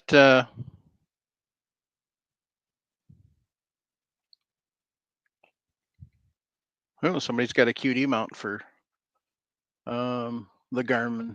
Well, basically it's a QD mount for anything because Garmin uses your standard quarter 20 camera mount. So they're probably making bank off that. Oh, it's from Gray Ops. Yeah, they're making bank off that because people aren't smart enough to realize that it's just a regular quarter 20. So anyway.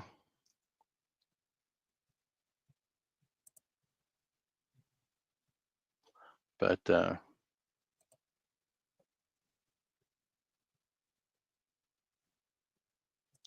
and for those who are wondering, comparison, Competition Electronics Pro Chrono Deluxe Bluetooth chronograph is currently $134.99.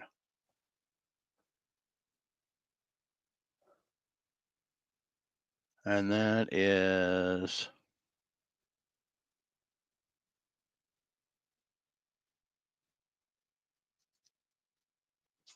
with just the standard sunshades. So yeah, you're talking a little bit more, but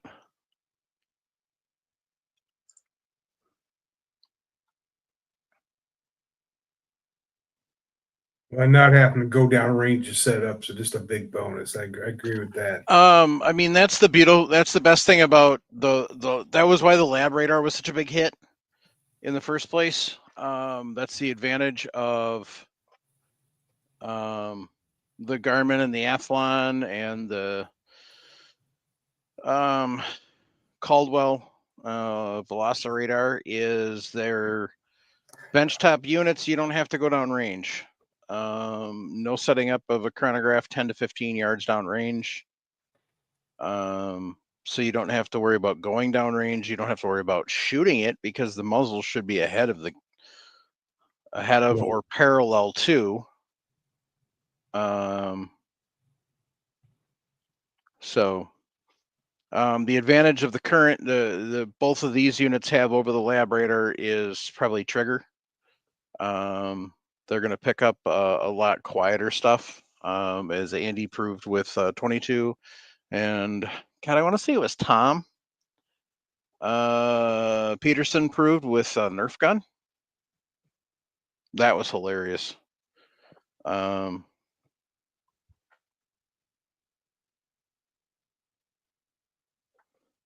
do these handle? Or was that Jeff? Jeff, was that you that did the Nerf gun, or was that Tom?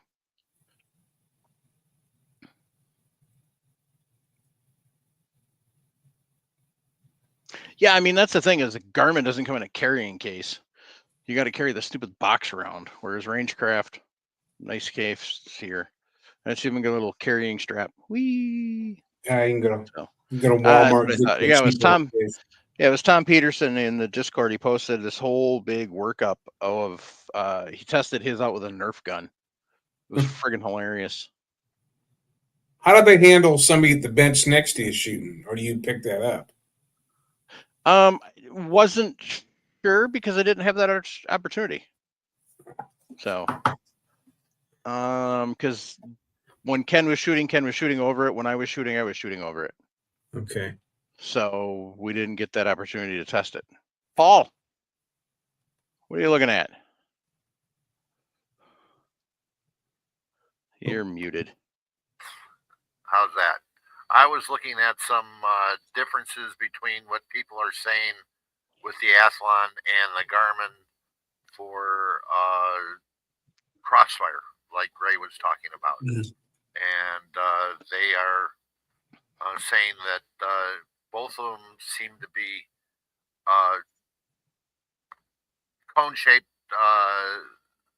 in their field, and that that's why you have to have it about 15 inches within the barrel of the rifle. If you're shooting closer than that, then you're going to have problems. But that's why they're looking at that 30 inches, let's call it 15 inches on each side of the barrel. Otherwise, it won't pick up the anything off to the side.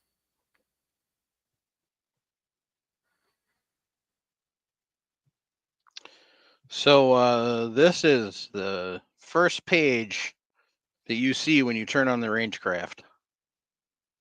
Chronograph alignment.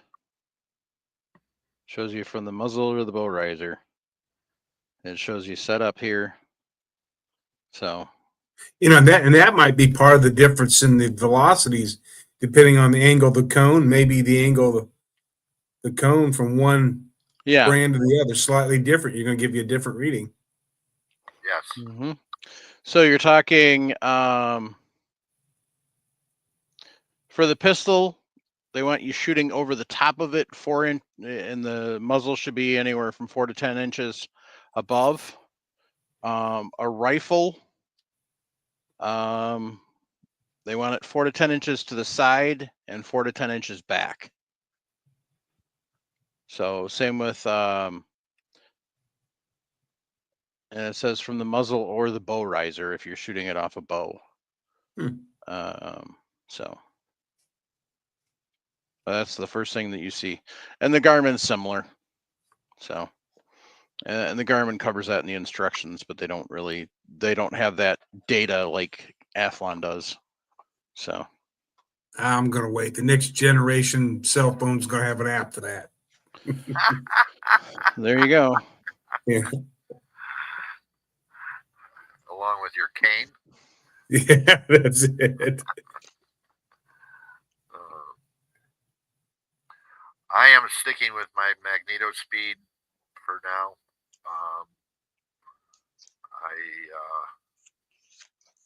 I have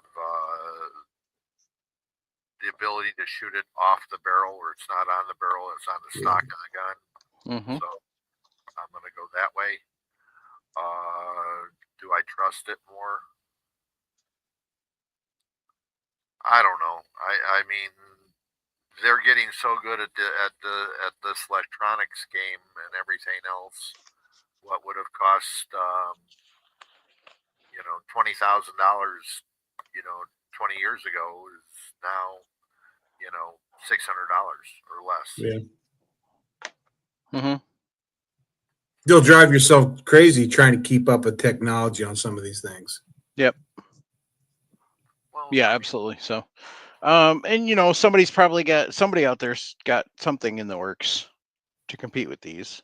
Yeah. Heck, maybe Garmin's got a generation 2 already in the works. Wouldn't surprise me.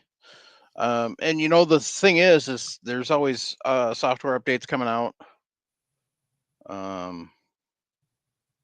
Both of these update through the app through your phone. So,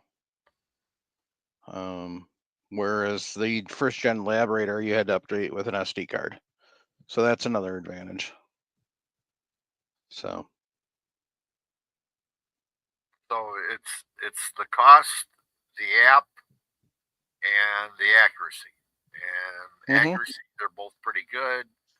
App wise, you're saying the Athlon, and the cost wise, right now it's the Athlon. Yeah. Full disclosure, Athlon did send me this as a T&E unit. I don't know if I have to send it back or not. If I do, I do. If I don't, I don't. But so I mean, full disclosure, Garmin I did pay for. Now, I didn't pay $600 for the Garmin because I have expert voice. But actually, I got it when Cabela's was having a lovely discount through Garmin for 40% off. So I only paid $389 for mine. So something like that.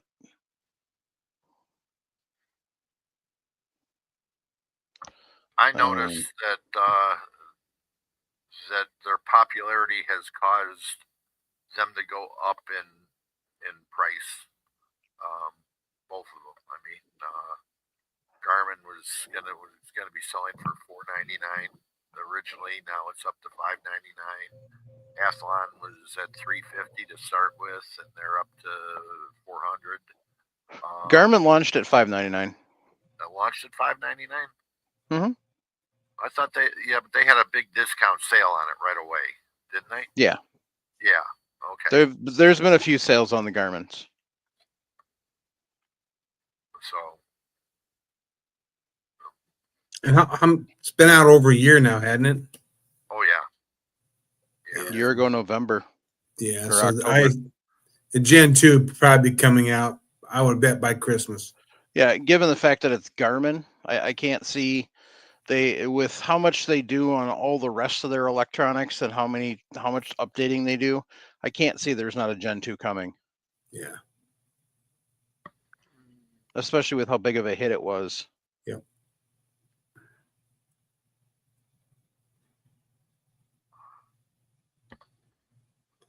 Now they just need to combine the Crony and a target cam together where it just pops on the screen where you're hitting on the target.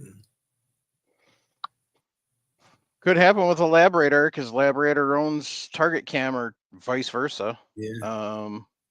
By the way, I don't see me testing out a Labradar 2.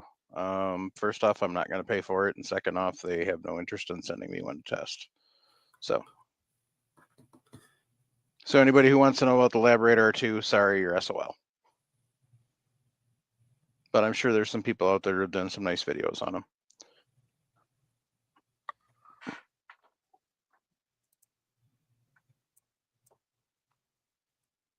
So All right.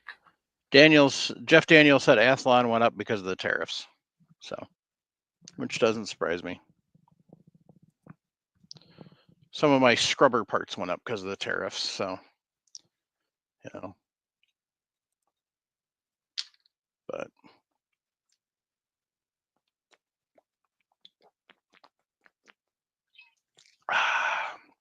see, that's the good Coke. That's the Mexican Coke. You know Pure why? cane sugar. That's right, baby. 1.25 liters of good tastiness. And you know what else? That's not a plastic bottle.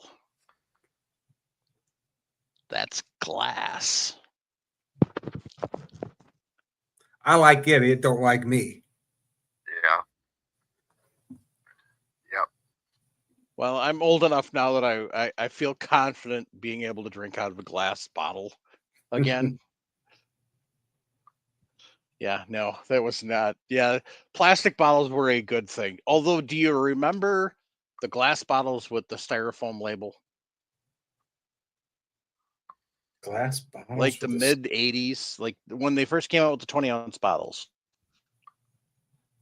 Uh-uh. No. We used to peel the heck out of those labels.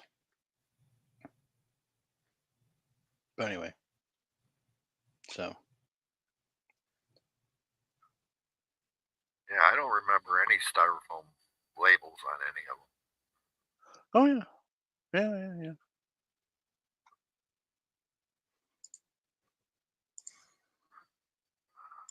They were probably a Wisconsin thing. Chicago was too sophisticated for it.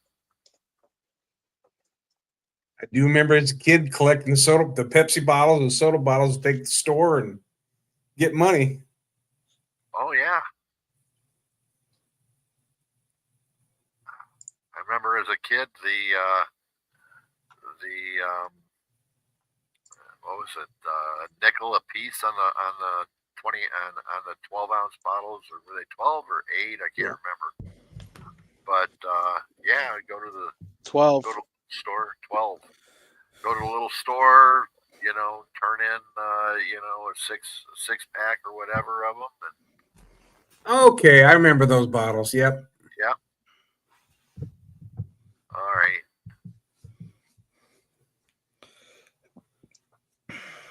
Oh, sorry, they were 16-ounce, not a 20-ounce.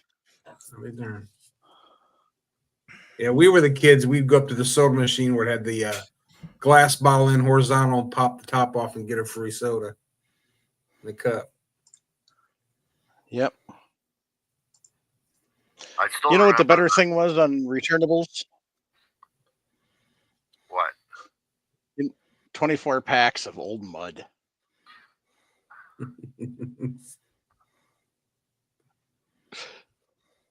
We went through a lot of 24 packs of Old Milwaukee. Good old-fashioned brown bottles with the cardboard 24-pack holder where they folded over. You had basically two rows You had 4 rows of 6, essentially. And God, I haven't seen those case cartons in a long time. I think some still offer some. There's still Michigan and Iowa that have the bottles, but I think there's some places you can still do the returnables.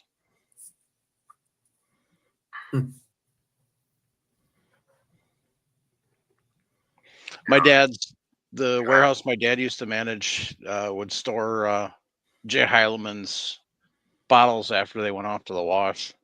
After they got them back and they sent them off to the wash, there was a wash company that would wash them and then they'd store them in Burlington until Highland was ready. They'd send down a trailer and load up a trailer full and send them back up to Lacrosse. I think the Mexican Coke in the 16-ounce bottle, they still wash those and reuse them, don't they? Because some of those look kind of old. It's the labeling more than anything. Okay. It's a state too. Yeah. Some states have a mandatory bottle return. Mm-hmm. Where you get charged that nickel or 15 cents, and then have to turn it in. But yeah, I mean, they may recycle them down there too. I don't know. But yeah, as soon as I put 80s pop bottle, but then I had to change it to soda because of Google. And 80s soda bottle, and that was the first thing that popped up was that Reddit thread. Is it soda or pop up in Wisconsin? Pop. Pop. I say it's soda where I'm at. Soda. Some parts of town it's sody. Yeah. Nope, it is pop up here, or soda pop. That's a North End thing. Yeah, it is. It's a North End thing. Or if you go to Texas, you say, give me a Coke. And then they say, what kind of Coke? You say an orange Coke, a Sprite Coke.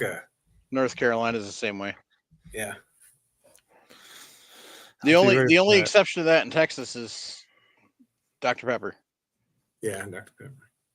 So I'll be down there in 2 weeks. what you going down there for? A work trip down to our project site.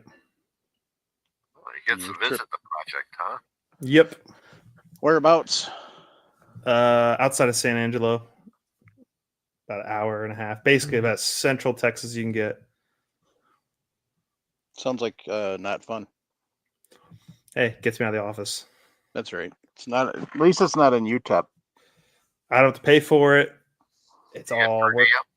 You get a We per don't diem? we don't have a per diem because work pays for everything. Oh. It goes on a business card. I'm shocked they're not using a corporate jet to fly you down. We don't have a corporate jet. Oh, I bet you they do. If we do, it's up in Omaha. It ain't. I guarantee you they have a corporate jet. You're just not high enough to use the corporate Exactly. jet. We're not high enough to use it. Hey, I don't have to pay for my airfare. I don't have to pay for my hotel room. Don't have to pay for the rental car. Don't have to pay for food. None of that. Nice. It all goes on the business card. So you're going down there as the engineer, No, I'm going as the lead designer. lead designer. Okay. So we basically we're past the IFC phase. So we kind of want to go see. We've seen photos. We've seen other stuff. But we want to see in person, boots on the ground, kind of thing. We're at a good point. We can make that trip. So. Building going up, or is it? No, it's they started mass clearing and grading a lot of our areas. So we're about, I'd say, 15% of the way through that. So it's a good time. We've sent 5 blocks back to them, so it's a good time to go out and see right before they start driving posts here before long. But we are slow. Other than that, we have in our estimate only like 2 or 3 estimates going on. We're very slow. So far, the tariffs have hit a little harder than we thought. Yeah. But give it time. Yeah. Bring that technology back. Here goes Daniel's whining about the heat again. Good grief. Dan, I Knock was it up, Buttercup. I was in a World War II uniform all weekend long and wearing a steel helmet, wearing leather boots. Hey, did you I see that was- picture of that helmet I sent you? Yeah, it's too new. And I Okay. wouldn't pay that. I can't believe what those are going for now. That's insane. Mm-hmm. That was at an antique shop in Columbus. What was it $125? Yep. Kevlar helmet, Dad, $125. For a what?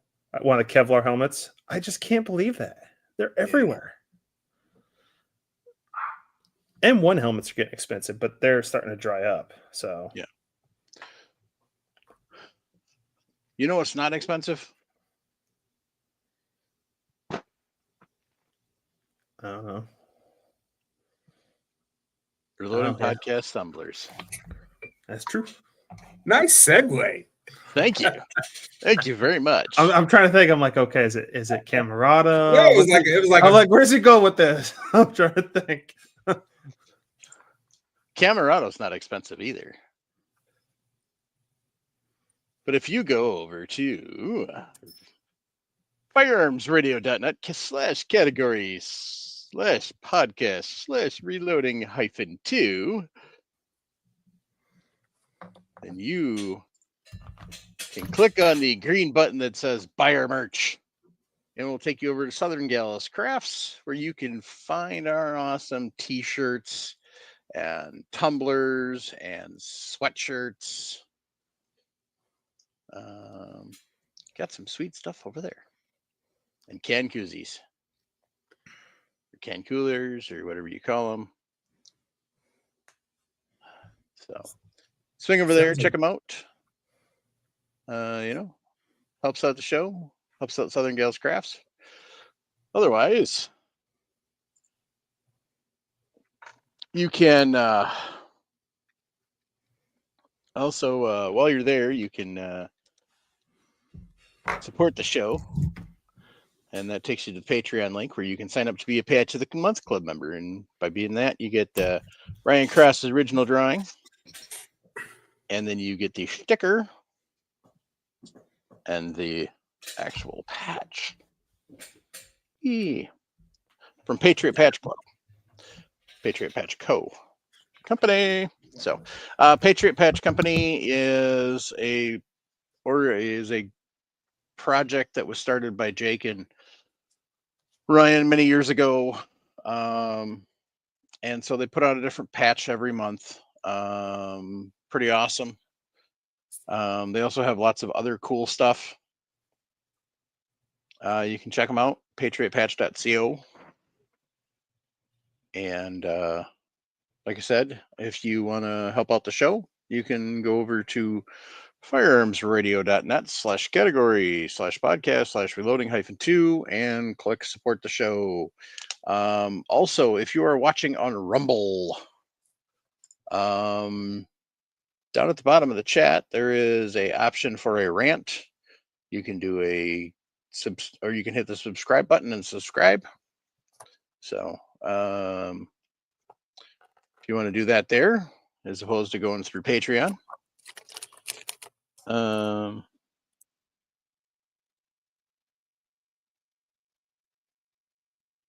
So weird. Jeff Daniels is going on to a hiatus. Anyway, or maybe he was on a self-imposed hiatus for the podcast. I don't know. He's silly. Anyway, the other place is camerado.com, where you can't get this boonie hat anymore, but you can still get this awesome pattern. And you can also get lots of awesome other patterns. If you go to camerado.net, you can check it all out. Lots of cool stuff there. You can use coupon code RELOAD in the checkout, save 5%. That's Sean Heron's company that he started. He designed the camo himself to work in Colorado. And then he's just kind of gone from there, and he collaborates with a few other people to make some special colors and stuff. So make sure you check it out. They've got all sorts of cool shirts and hats. And so, see, Jeff's been on a hiatus. So yeah, you get busy. Now Next week is the 4th of July. Normally, we would not do a show.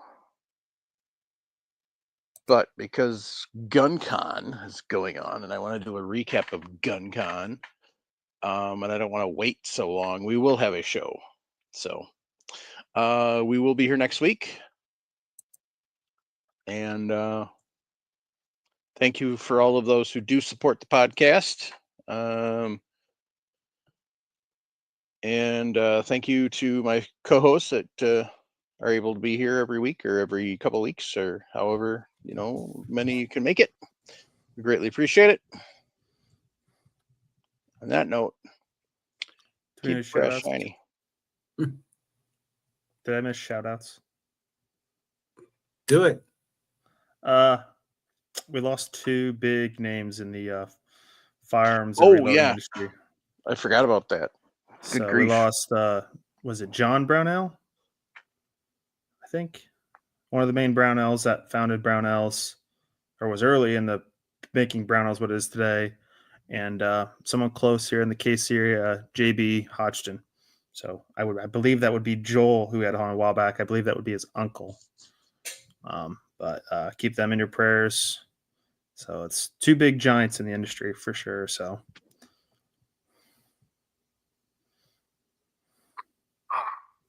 Yeah. Close to, close to their age, guys. It's And JB was somebody big at Hodgson because he was one that kind of pushed for Frank Brownell. Frank Brownell. I don't know why I said John. I don't know why I had John in my head. He was one that brought in a lot of the ram shot line, kind of really was pushing, getting that stuff going. He's been, of course, with them since the start, but he was the one. I knew the owner of Accurate Arms at the time, okay, and Hodgson came up to him and made him an offer he couldn't refuse. Yep. So that's how that went. Because I had an attorney friend was their attorney and got introduced and everything else to Accurate Arms, and that's how you guys ever wondered how I got a hold of 100 pounds of 4831? That's how. So JB was actually Bruce Hodgson, the gentleman that started the company. It was his son. So that's how tells you how long he's been with the company, basically since he was born. So, but yeah, he'll be missed for sure. So he passed away. When was that? June 13th. So it's been a week or so, but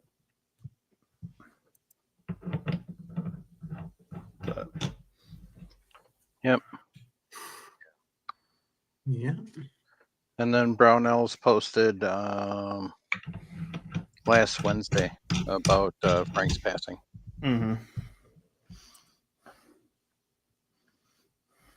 So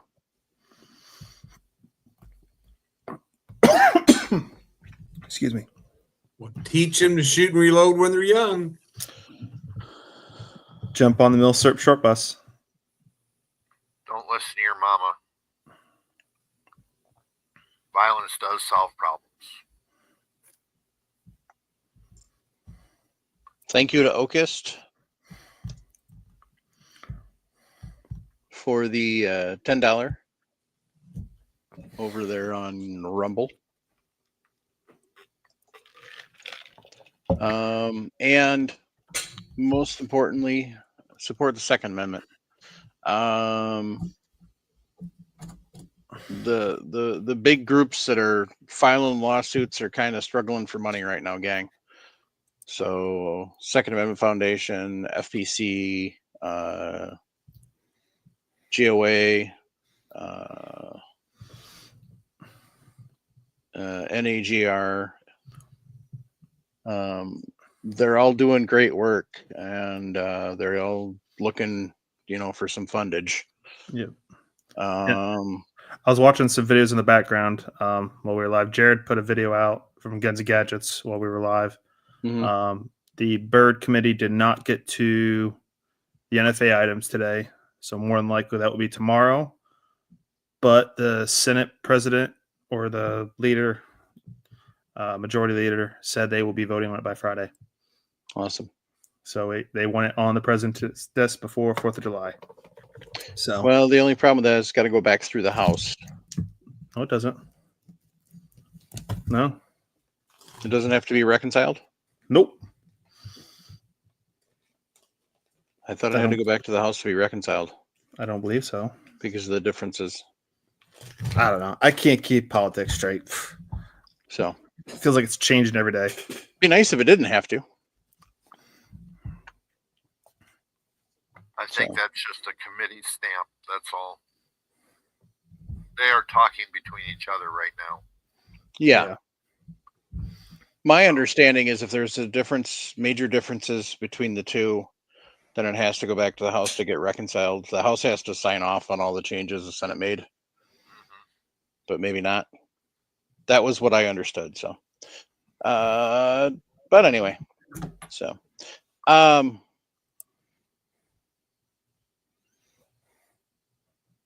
Okus said the $10 was either GunCon or 4570 reloading fund. It'll be a while before I have a 4570. Oh, crikey. Unless somebody out there's got one they want to donate to me. We always take donations here at Reloading Podcast. So, especially of firearms and, reloading equipment. So, Oh yeah. anyway. You guys got some new reloading equipment you got to test out. That's, Yep. Yep. you got what did you guys get? The RCBS Supreme powder dispenser. So That's one of the things I'm going to be doing after I get back from GunCon. So, Hey, you know what, Mike? If Frankfurt Arsenal is at GunCon, they're also the same American Outdoors brand as Caldwell. Yep. If that one guy's there again, that was there last year. Sweet talk him there. there we go. That. So, if you're struggling, gang, 1-800-278 1-800-273-8255 or 988 from your cellular device. Reach out, get some help, or reach out to Walk to Talk America to get some help started. We need you here. We want you here. We want to help you keep that fight going. Yeah, there's going to be times of darkness, but you get some help and you can get to see the light. So, and I promise it's not a train coming down the tunnel like always happened to Wile E. Coyote. So hang in there, gang, and everybody have a good night. Good night. No, y'all.